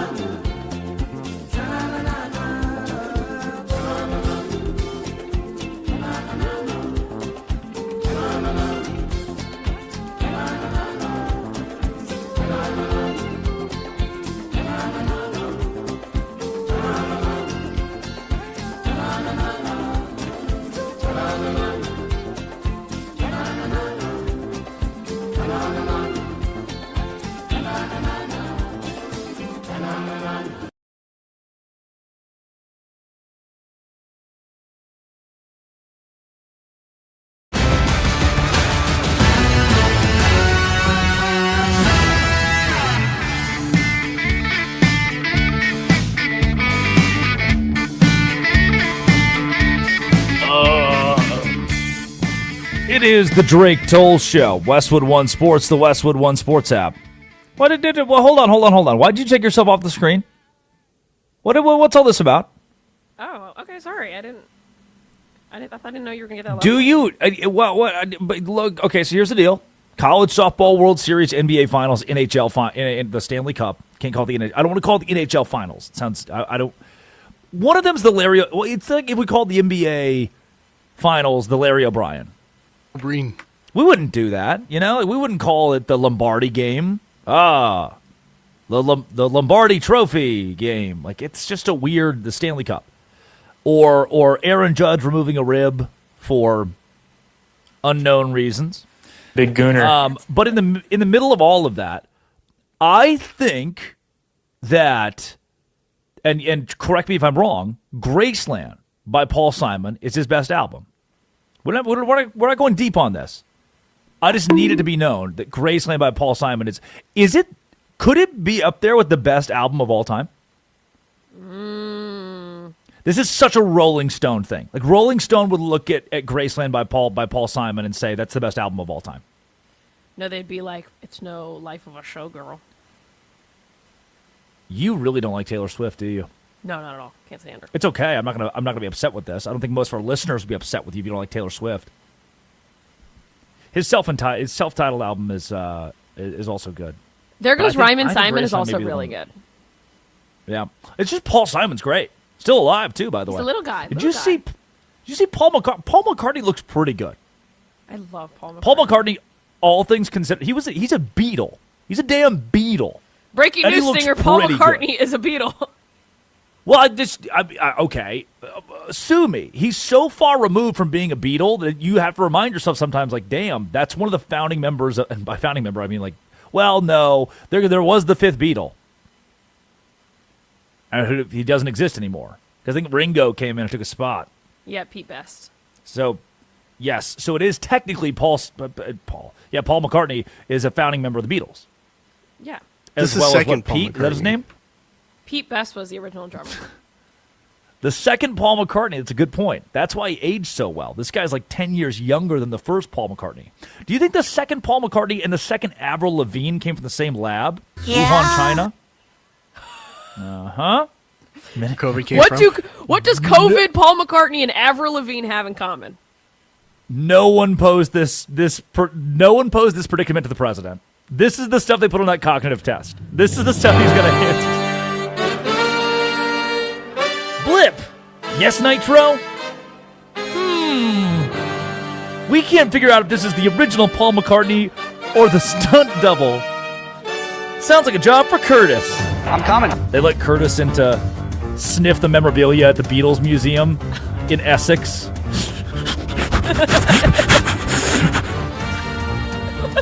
Paul McCartney's used underwear from 1964. They lead Curtis to the stunt double, to the current Paul McCartney body double.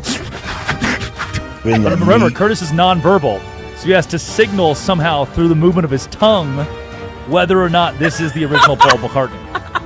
And Blip and Nitro have a really hard time explaining to the world. They're trying to explain to the world that because Curtis moved his tongue north to south instead of east to west, this is not the real Paul McCartney. But Curtis, no one will believe them. In cursive, don't worry. Curtis, in cursive. just do the alphabet. Spell Just do coconut. the alphabet. Spell coconut, Curtis. Curtis, and what's crazy is Aaron Judge walked into his appointment to get his rib removed, and Curtis was sitting in the waiting room. Was like, you too? Aaron Judge is 12:30 rib removal. Curtis is 1 p.m. rib removal. Oh, we don't have medical here. Out of pocket. It's worth it. It's worth it. Ignore the hole. It's not worth it to pay $7,500 out of pocket to go see an NBA Finals game at Madison Square Garden. But that would be the case if you wanted to go see the Knicks and the Spurs in Game 3. You know what? Let's do it right now. Do you think Ticketmaster has? I haven't been to an NBA game in a little bit now, and when I have gone, it's been credential. Let's see, San Antonio Spurs, Ticketmaster, NBA Finals. If you want to go see the game tonight at Frost Bank, June 5th, you can still find tickets. You can buy them online via Ticketmaster, and the starting price is $653. That's the get-in. Now, for Madison Square Garden, again, that is going to run you a total cost of $7,500 minimum to sit in the rafters. This is a fun, historic, I like it NBA Finals, and America seems excited about it. Good. It's good. It's better than, because I posed this a week ago, it's better than the results the MLB got from the Diamondbacks and just that grossness of the Diamondbacks and the Rangers, where no one really watched it. Like Spurs Knicks, people are watching it. They're dialed into it. It's fun stories on both sides. Two teams you root for on both sides. Pete Souza, who was PR for the NBA, joined the show yesterday and said the NBA needs a dynasty. They need somebody to root against, somebody to hate. They need some sort of main character or star. And, they haven't gotten that yet in the 2020s. And it hasn't killed the NBA product. I think it's been fine for the NBA. They haven't had the dynasty, the star. The Thunder could become that. They're certainly not close to that D word yet. Dynasty. No chance. Again, there's a possibility. But I'm not. I don't buy that. And I think Pete is not overall wrong, but I don't buy that we have to have a dynasty, a villain, a rooting interest. I think parity, if that's what overtakes the 2020s, is, hey, that was the decade where everything kind of fell apart. It was chaos. There's something fun about that. There's some 80s NBA to that. Filtering into the 90s, where it's the Bulls and the Jordan dynasty, and then you go into the 2000s and it's LeBron and Kobe. The 2010s, more specifically, you could say 2000s are Lakers, Kobe. 2010s are LeBron and whichever team he was playing for in the 2010s. Or Steph and the Warriors. There was always a story. NBA in the 80s had Pat Riley and the Lakers. That was the dominance. The 70s, you flipped around a little bit. Maybe that's the last time we had true parity in the National Basketball Association. But I think it's good for our sport. I think it's good for the round ball that the Spurs and the Knicks are in the NBA Finals. And I think tonight the Spurs even the series at a game apiece. Here's why. De'Aaron Fox is too elite to replicate his finals debut. That was a disaster.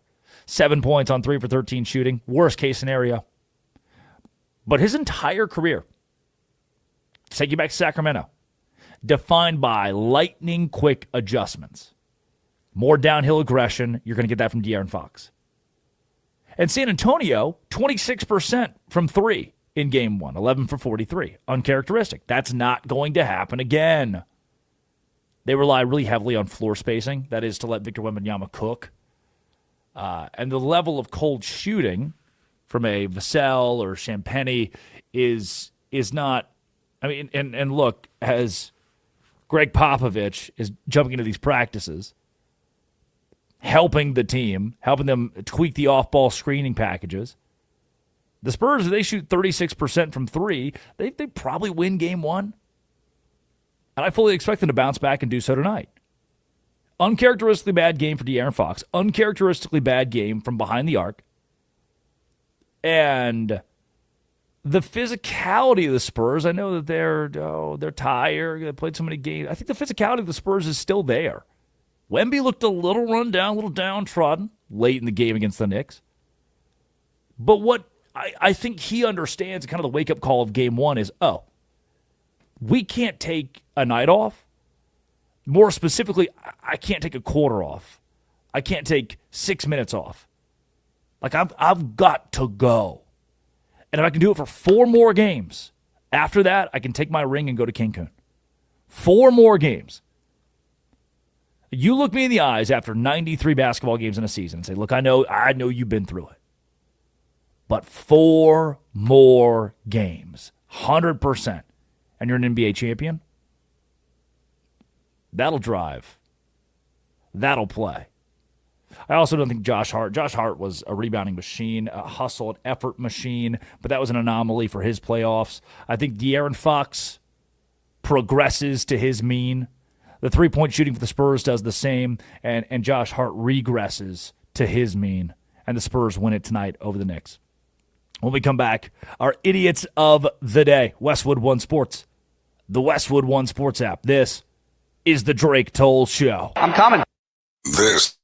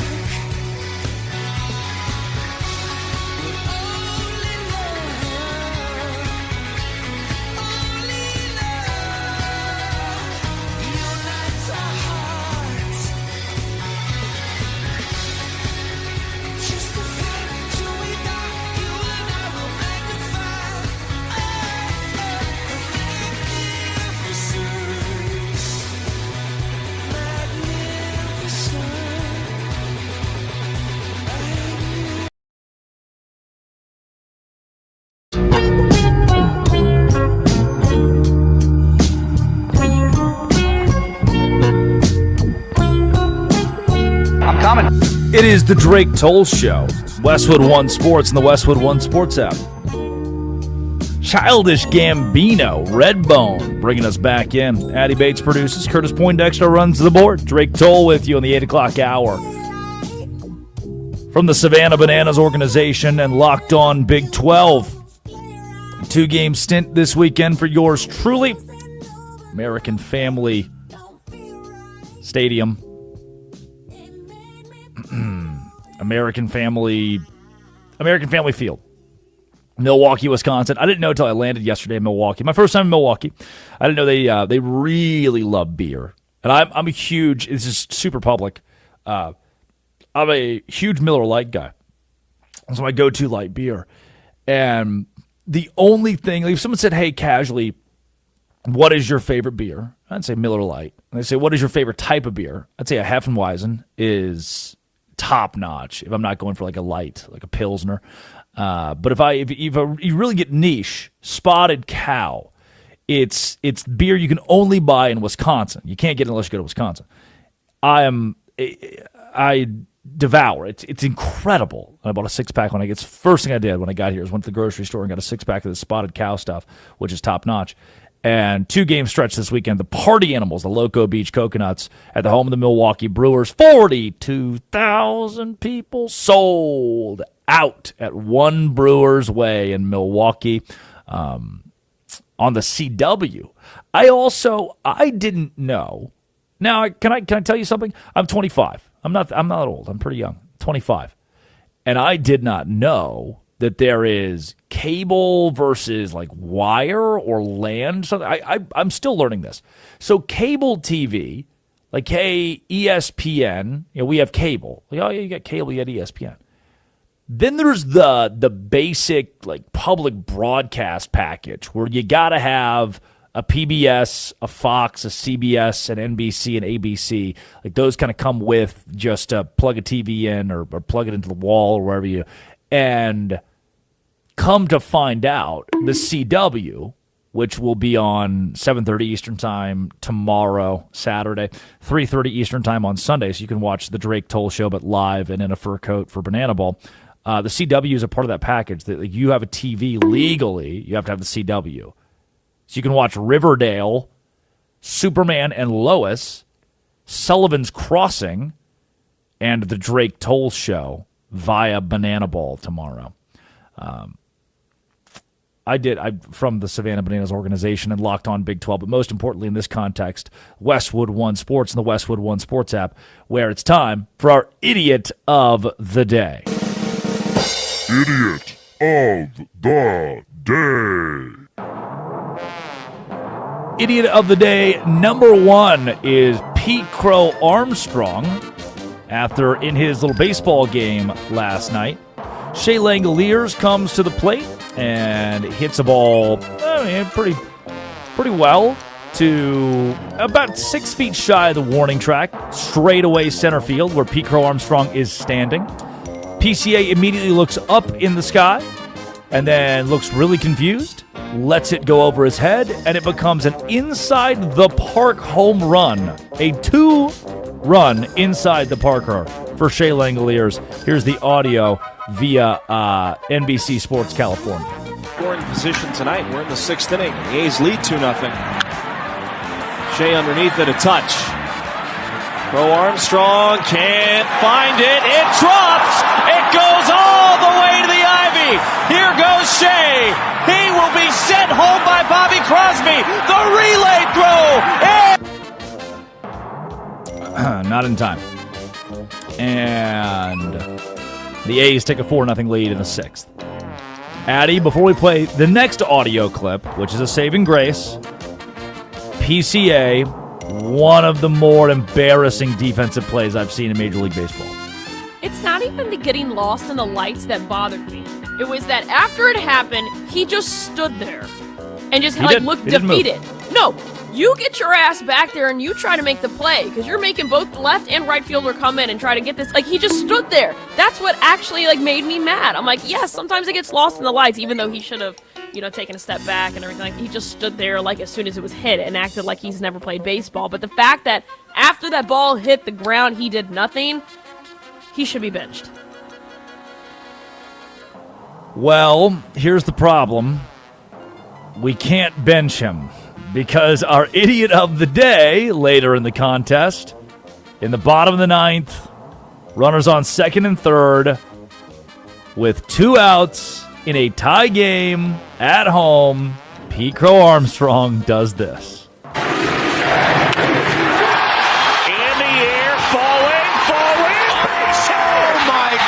And the Cubs look at this place. I needed this.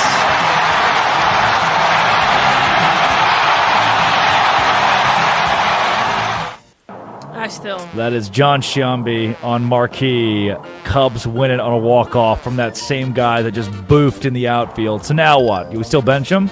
Yeah, tomorrow. Like today. Today, you're done. Today is tomorrow from yesterday. Exactly. But I'm just saying, like, he just makes these plays, like, he just does these things, and you see how much he's being paid, whereas if I'm Craig Counsell, I'd be losing my mind in the dugout. Yeah. Him letting a ball go over his head and then just kind of standing there real awkward style, like the girl emoji that you like to use in our group chat all the time. Just the little standing girl. That is bad. That's objectively bad. But he did hit a home run, a solo shot, and hit a walk-off to win it. So, I don't know. You can't have Pete Crow Armstrong and DH him. He's batting like 250. But he was really good at the plate last night. So I don't know.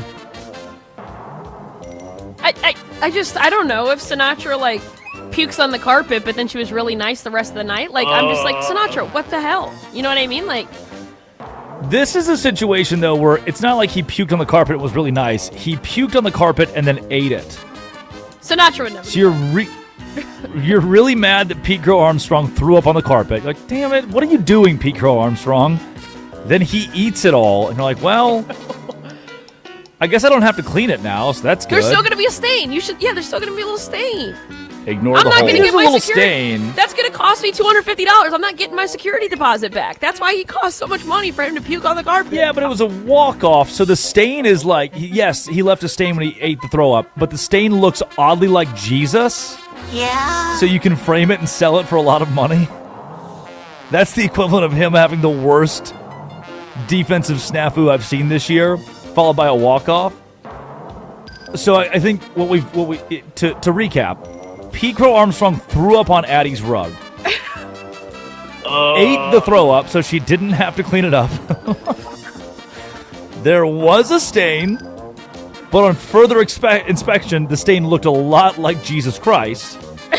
So we sold the stain on eBay, and ultimately net profit, we're back around and friends of Pete Crow Armstrong. Did I get it? Did I land the plane? Yep. Is it in yet? Yes. Idiot. Got it. Let's keep it right there in Blake and Abdallah country. I'm coming. Idiot of the day. The Chicago Mayor Brandon Johnson on Soldier Field and game day traffic. So what I'm going to do is I should tee you up for what you should be listening for in the next minute and 24 seconds, but I don't want to. I want to see if you hear the problem with what the mayor of Chicago, Brandon Johnson, is about to say. Curtis, roll tape. Getting in and out of Soldier Field is an absolute nightmare. Let me tell you how bad it is. Bears versus Packers. I'm at the game. We're losing. I decide to leave to beat the traffic. Before I get out of the footprint, the Bears had come back to win. The ingress-egress part, that's what we have to fix.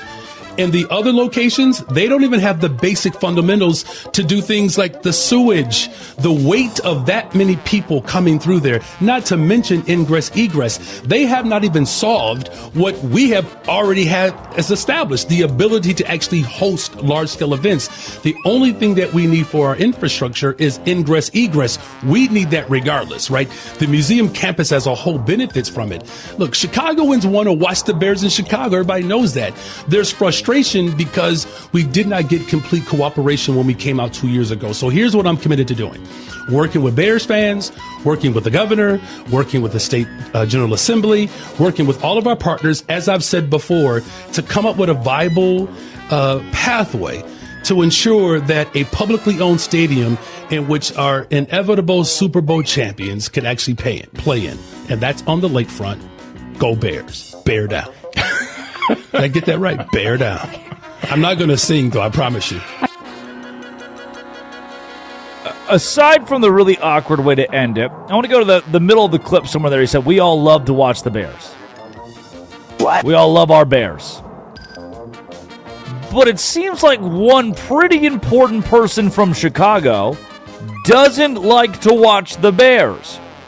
The direct quote at the beginning of that clip from 104.3 The Score, let me tell you how bad it is. Bears versus Packers. You know, the comeback playoff game for Chicago. Bears versus Packers. The mayor says, I'm at the game. We're losing. I decide to leave to beat the traffic. Before I get out of the footprint, the Bears had come back to win. Matt Lindner retweets it and says, had I done this, and to be clear, I never, ever, ever would have done this had I been fortunate enough to go to this game, you could not have waterboarded this information out of me, especially if I was the mayor of the city of Chicago. Addy, one of the greatest games in Bears history against the rival Packers, and the mayor just admitted to leaving early. That is, I had to beat the traffic. I had to beat the traffic, which I get. That area, like after a game, it is kind of hard to get out of there, and it's kind of a pain. But you're the mayor. You can wait. You can wait. You're fine. The fact that he said, yeah, I left the game early, that's insane to me. I don't like that. I don't like that at also all. Seems like he doesn't know anything about the Bears. He's like, bear down. Did I do that right? Correct. Have you ever left a sporting event early? Yeah, actually, no, actually, I had to think about that. I don't know that I have. Maybe like Arkansas versus Northwestern State. That's a good question. In football, 2013, 70-0 was the final score, if I remember right. No, I don't think I've ever left a game early now that I'm thinking about it. Even like, because when I was in college, I would cover all the games. I'd be like working and doing other stuff. So like, even if it was like a blowout game, I'd still be there the entire time. Yeah, I don't know if I've ever left one early. Nichols. It was Nichols State. That's what they beat 70-0. Maybe we left that one early. High school? Did I leave it? Maybe. Okay, that would make sense. If you left a high school game early, fourth quarter, 3 minutes to go. But I don't know if I ever did. I don't know if I've ever done that. Much less games. Yeah, right. I guess I did too. So Bears playoff game. I don't know how you're leaving early as the mayor. Idiot of the day, Mr. Nobody. He tweets, just 100 years ago, most dairy products were consumed raw. Most honey was unprocessed.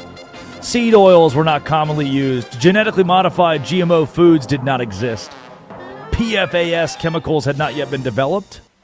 Synthetic food dyes were not in widespread use. Plant-based meat alternatives did not exist. High fructose corn syrup had not been invented. Autoimmune diseases, heart disease, cancer, obesity were far less common than they are today, just 100 years ago. Simon Mockling retweets it. Just 100 years ago, 1 in 3 children were dead before their 5th birthday. But yeah, 100 years ago, you're right, we didn't have modern technology. Whoops. Idiot of the day. People who make fun of Hunter Biden. He is on an all-time social media. I don't know what he's doing. He's on an ayahuasca trip. He's on one of those Aaron Rodgers trips. I'm coming. And he is on an insane heater on Twitter. He's just responding to everyone who tweets at him right now. Someone tweets out, Biden 2028, let's smoke the competition. Sound Dobad posts an AI image of Hunter Biden with a pipe in his mouth. It says Biden 2028, let's smoke the competition. And Hunter responds. Direct response, son of the former president. I know this may sound petty, but I can't stand it when people put Photoshop a meth pipe in my mouth. A crack pipe doesn't have that little bowl at the end. This is why we can't trust AI. Please make the appropriate edit. Thank you for your attention to this matter. Hunter Biden got clean, and now he is on a rampage on social media, and it has taken the world by storm. Anyway. That is it for our idiots of the day. When we come back, Sam Brookhouse joins the show. Westwood One Sports, the Westwood One Sports app. This is the Drake Toll Show. The cover star of Madden NFL.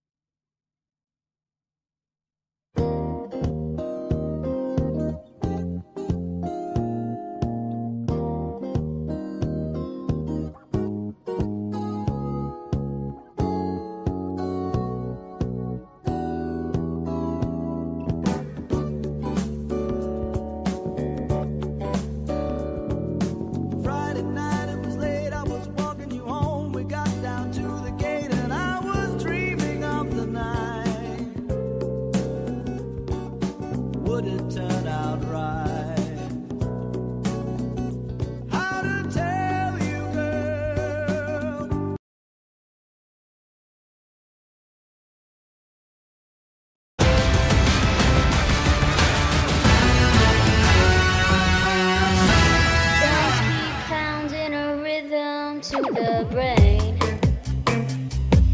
La-da-da-da-dee. It is the Drake Toll Show. Westwood One Sports and the Westwood One Sports app. Drake Toll with you from the Savannah Bananas organization, Locked On Big 12, and right here, Westwood One Sports.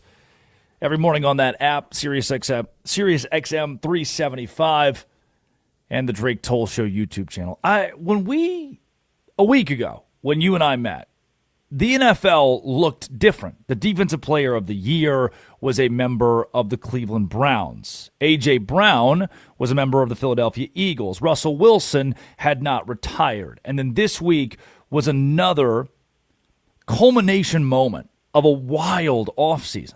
Sam Bruckhouse joining the Drake Toll Show from Sumer Sports. And Sam, top to bottom, from Mike Vrabel and Diana Rossini to John Harbaugh and Mike Tomlin and Sean McDermott, I should say, the list of stories from 4 or 5 months ago to now.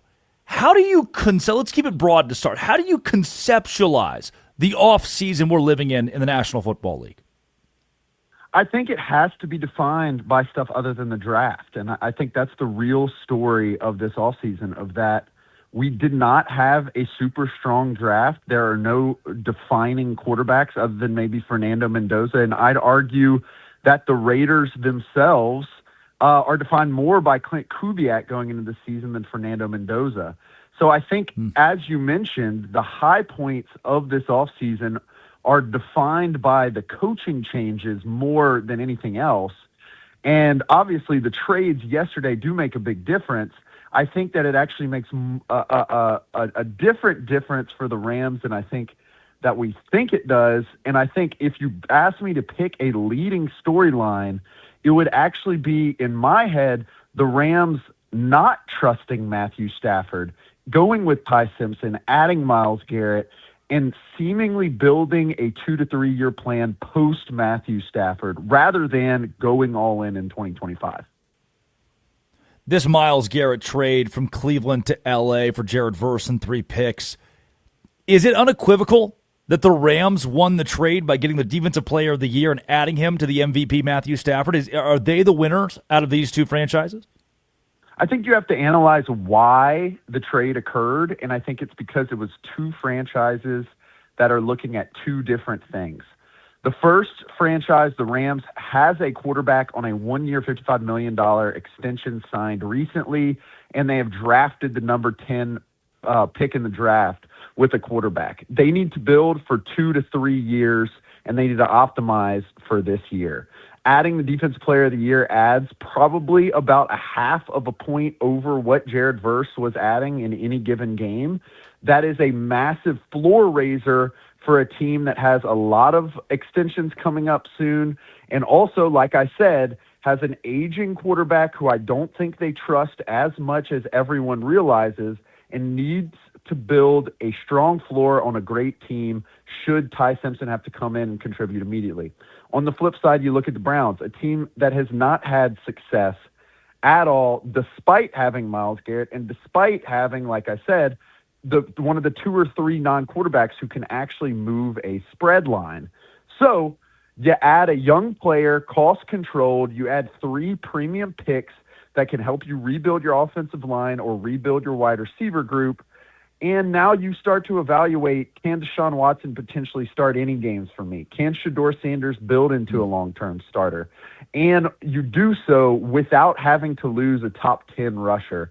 Is Jared Verse Myles Garrett? No, but the interplay between those two timelines and those two scenarios is the reason why this trade occurred. I think it's one of the rare win-wins in an NFL trade.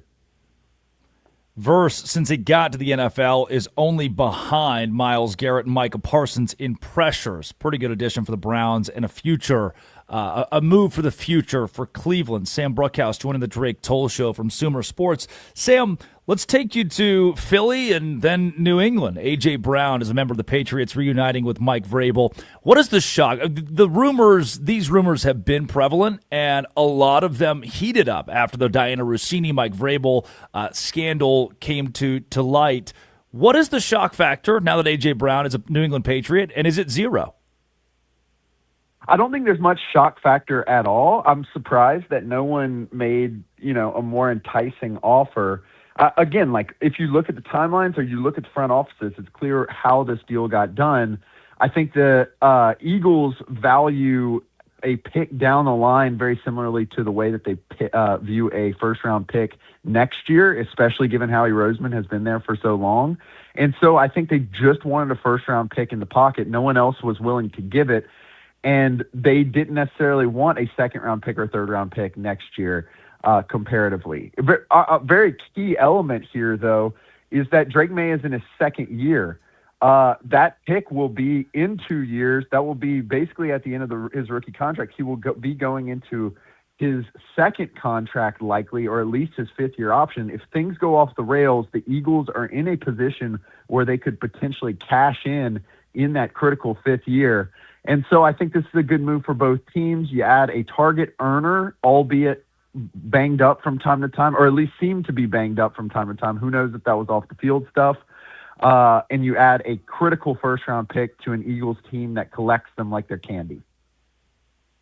Sam, Drake London is the third highest paid wide receiver in the NFL and now in NFL history in regards to this current contract. If you don't mind, I'm going to repeat that. Drake London, third highest paid wide receiver. Does that make sense to you? Is this the right move for Atlanta? Look, I think it generally makes sense because I think the wide receiver position, edge rushing position, and quarterback position are pretty much always going to be undervalued as long as you have to field a 53-man roster. There's really three things, I guess I'd say, that we can predict extremely well on a year-by-year basis for top players if they get enough reps and if they are healthy. That is, as we talked about with Jared Verse and Myles Garrett, pressures, and with wide receivers and tight ends, yards per route run and target share. Drake London is a certified target earner that is extremely difficult to find. You can't find it outside typically the top 15 picks in the draft. So you got to go ahead and lock him down. I think technically, if we were to really close our eyes and look at it, the wide receiver position is still undervalued as compared to other positions because we can predict it so well. I expect Drake London to be a wide receiver one for the Falcons for years to come. Sam Bruckhouse joining the Drake Toll Show. Sam, Russell Wilson's retirement this week, I don't think it came as similar to the A.J. Brown news. It wasn't much of a surprise. I think it was most people expected him to turn down the backup role with the Jets and ultimately hang it up after a tumultuous last few years. But if I asked you about Russell Wilson in 2017, he's this Seahawks legend and Super Bowl champion and future Hall of Famer. Russell Wilson's retirement kind of fell on deaf ears this week. Is that an appropriate way for a quarterback who threw 47,000 yards to go out? It's not, but, I mean, that's kind of how this game goes. The NFL stands for not for long. But I think pairing this with the hiring of Nolan Teasley with the Minnesota Vikings, it really shows how those Seahawks teams changed the way that we view football. I mean, they added a player who was shorter than the standard at the time, a mid-round draft pick. Now teams value those mid-round picks substantially more than they used to. A guy who was one of the original transfer guys, NC State to Wisconsin, one of the original read option guys at the NFL level, one of the original improv quarterbacks at the NFL level, and one of the original guys who really took advantage of the deep ball, especially against those one-high defenses that they played at the time. I just think he wasn't as, he wasn't as built to win against two high defenses, to win as his athleticism diminished. I thought there was basically a lane for him to continue succeeding as a Drew Brees type, and he just couldn't figure it out under Sean Payton, fell out with him, and that ended up being the end of his career. Nonetheless, Russell Wilson should be remembered as a guy who was at the forefront and frontier of many changes that we now view as normal today. Guaranteed Hall of Famer in my book, and should be in everyone's book. 5,000 career rushing yards, top three in that category all time, 47,000 passing yards, and a Super Bowl ring for Russell Wilson.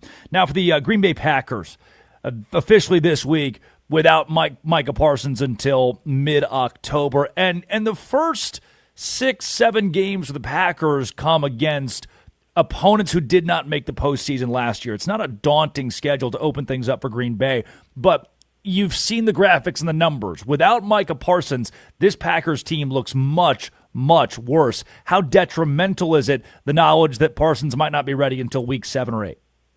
Yeah, let's quantify it. If Myles Garrett is the guy who moves the line, Micah Parsons is probably that other edge rusher. You can expect the line to move about a half a point in each of the games that he does not play, or at least is not fully healthy in. So that could probably knock off maybe a win in that time period until October. It'll end up being, some tighter games. Something doesn't go their way. But that's typically what I will expect. Here's the difference, though. On a year-to-year basis, the most predictive elements to success is your quarterback healthy? Do you have a good quarterback? And is your offensive good? And I'll use that as a proxy of, do you have a good offensive coordinator? All 3 yeses for the Green Bay Packers. Jordan Love will still suit up for them, and their quality offense from last year will still be coordinated by Matt LaFleur. I think that's really the thing that they're going to have to lean on. They tried to retool the offensive line, just re-signed Christian Watson to a hefty but I think fair contract. And so I think as long as that offense is still moving and grooving, we can still bet on the Green Bay Packers to be a contender, even if they're in that difficult NFC North. Sam Bruckhouse joining the Drake Toll Show. Sam, thanks for being up early with us. Last thing I got for you, the LA Rams have jolted as it pertains to their Super Bowl odds thanks to Myles Garrett. Talk about a guy who moves Las Vegas. He was an earthquake in Nevada this week.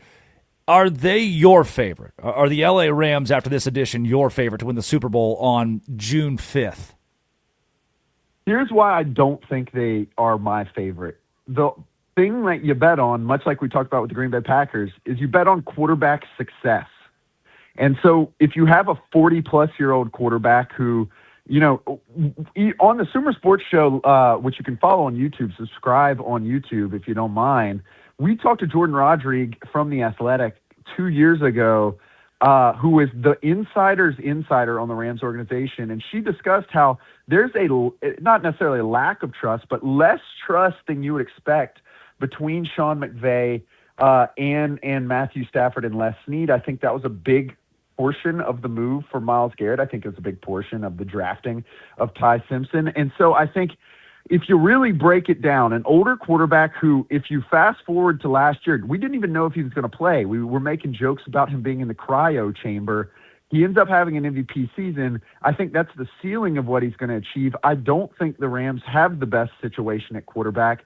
And so I have to look at teams like the Bills and the Ravens having former multiple-time MVP candidates at a young age who have been successful year after year after year. I think if you'd really ask me who I would most expect to make the Super Bowl, despite not making it, I'd have to say the Bills because they have Josh Allen.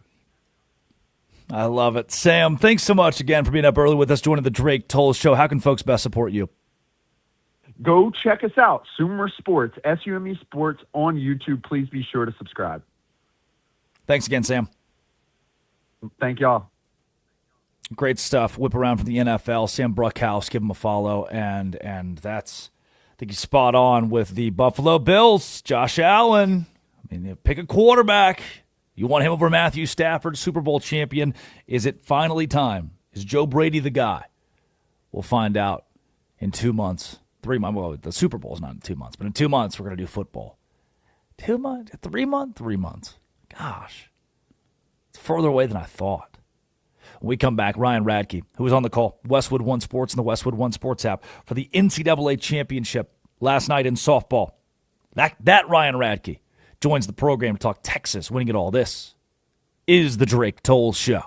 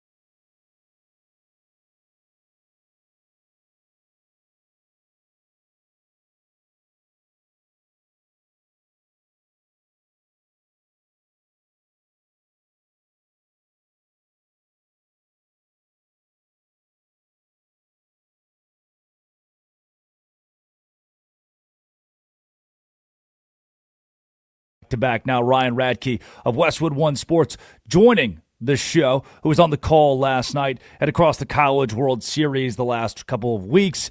And Ryan, before we get to UT, Mike White, going back-to-back, I grew up, my sister plays softball at Baylor now. I grew up going to Oklahoma City year in and year out and watching those great Arizona State or Auburn teams, Oklahoma and their surgents with a Patty Gasso who's dominated the sport for so long. And I tried earlier in the show to explain the atmosphere, the 2 weeks in OKC and what it means to not just college softball but women's sports. In your words, in what you saw in Oklahoma City, how do you put that event how do you conceptualize that event? I think the best way you could put it is it's really just a celebration of the sport. And I think that was cemented this year because there was a lot of us that really wondered what crowds would look like. Would the atmosphere be the same without Oklahoma State here? Because that's always been the thing for the last decade, is at least one, if not both of the hometown teams were here. And when we pulled into the park last Thursday for the very first game and traffic was backed up and you could see the lines of people going in, I think we all kind of took a deep breath. But we saw it throughout the World Series that every single day there were massive crowds. There were people that were there right when the gates opened, running to their seats the second they were allowed to do it. It is just an event that is embraced by this community and by softball fans around the country, and they look forward to it every year as their chance to come out and showcase their event for the entire nation.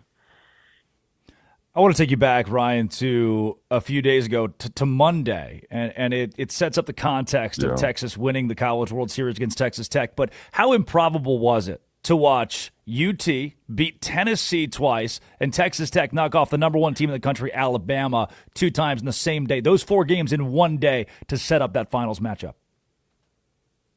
Yeah, not unprecedented. I mean, it's happened before, but certainly not something you expect to see. I mean, the bracket is set up that way for a reason, right? For the teams that win having that advantage, that they only have to win once and they have to be knocked off twice. And, Monday was a tough day. It was extremely hot. I mean, up around 100 degrees for those first 2 games of Texas and Tennessee. I think it clearly affected Carlin Pickens, the Tennessee pitcher.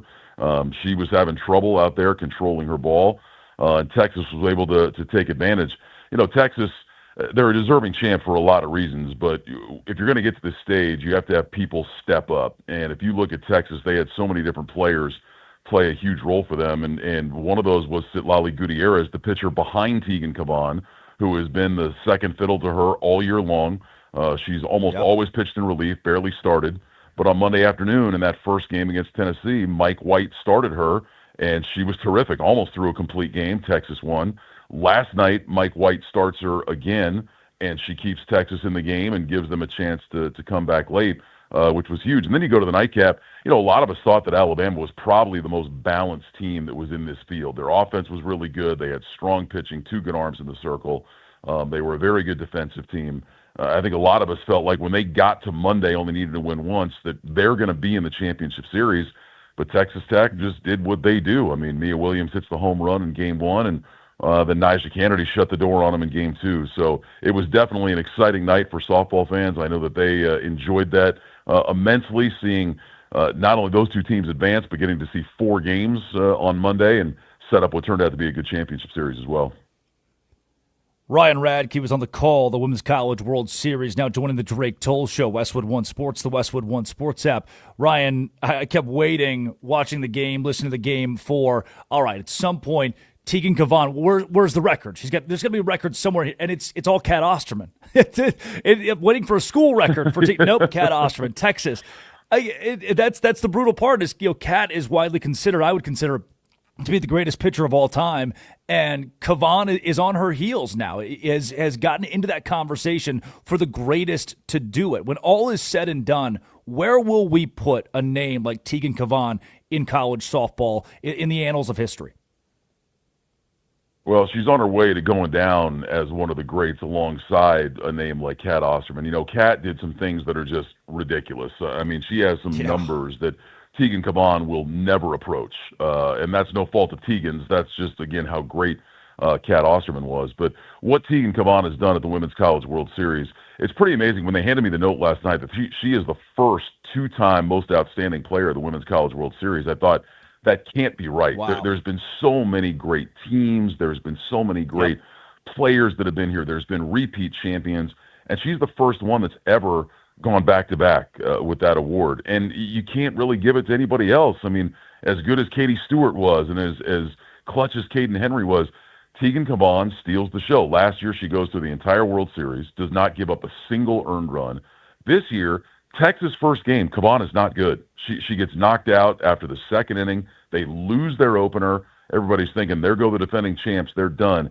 After that, she and Texas just lock in, make the run all the way to the finals, and it's Caban with a complete game victory in Game 1, a save in Game 2, strikes out 5 of the 6 hitters that she faced.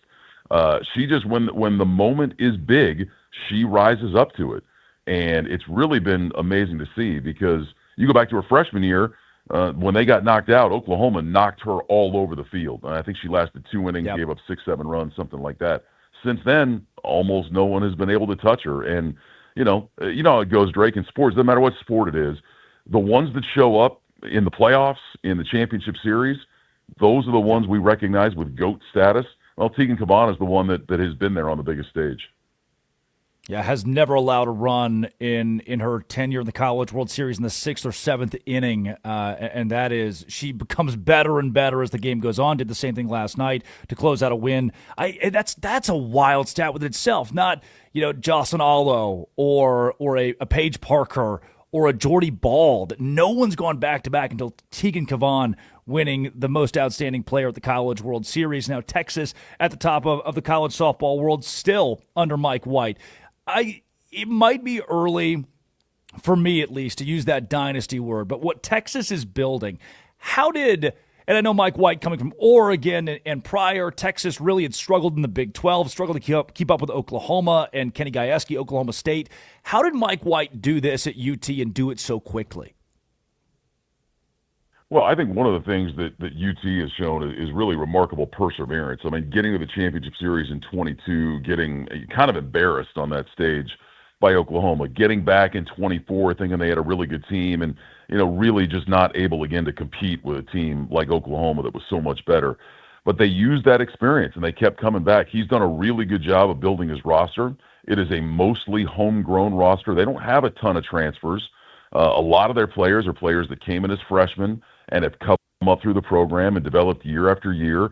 And then he's been able to go out and get a transfer here or there to plug a key hole. And we talked to him about it before the championship series, because they are going to lose some key seniors. And we said, hey, how do you look at it as a transfer portal? And he said, well, we got to see. We feel really good about our recruiting class. They feel like they've got some really talented freshmen coming in. I'm sure they will hit the portal to find a player or two, but he's not a guy that has just gone out and said, I got to get, this person, and brought in 7 people.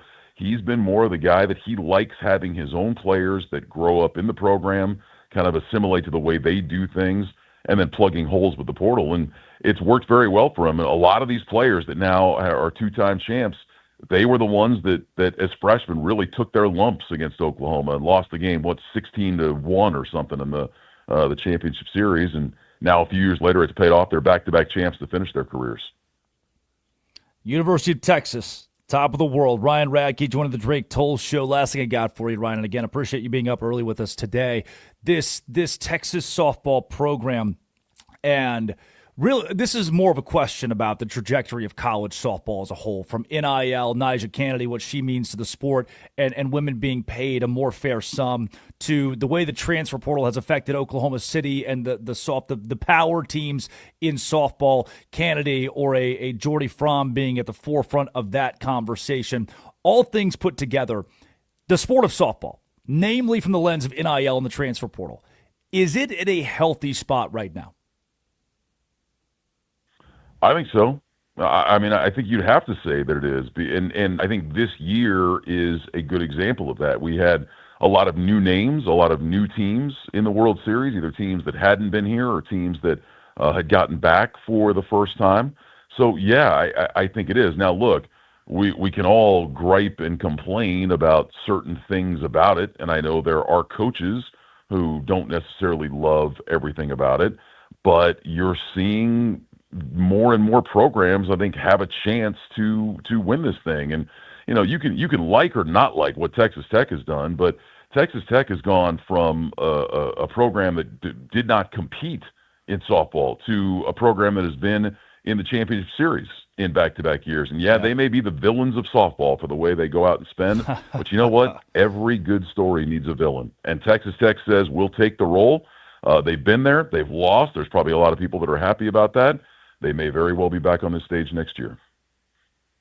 Love it. Ryan, again, thanks for being with us. Hopefully you can take a nap at some point. Is that in the cards for you soon? Yeah, probably right now, as a matter of fact, yeah. Thanks again, Ryan. Pleasure to have you. All right, Drake. Thanks, man. Ryan Appreciate Radke. Absolutely. Westwood One Sports joining the Drake Toll Show. And glad we could cap the week off with a little intra company love with a guy who does a great job calling college football, the NFL, college softball, and pretty much everything else for Westwood One Sports. Ryan Radke on a week where the NBA Finals continued tonight with the Spurs down 1-0 against the New York Knicks. You woke up in New York today. You woke up in Manhattan, and your Knicks are in the NBA Finals still. Can take a 2-0 lead in the series. Winning another game in San Antonio tonight would give the Knicks a commanding opportunity to take home the Larry O'Brien on the ice. It's the Vegas Golden Knights who fell 5-4 make it 4-3 in a stunner last night. Vegas up 2-0 over Carolina on the road, having won game 1 in Raleigh. And with 10 minutes to go in the third period, here comes the Canes. They scored 3 goals in the span of 5 minutes to go up 3-2. But inside of a minute and a half to go, here comes Vegas right back. It's 3-3. We go to overtime, and that is where the Las Vegas Golden Knights fell apart. And Seth Jarvis, place goes wild, won the game for the Hurricanes. Their series is now tied at 1 game apiece. What a week it was. I can't think of a better week we've had on this show.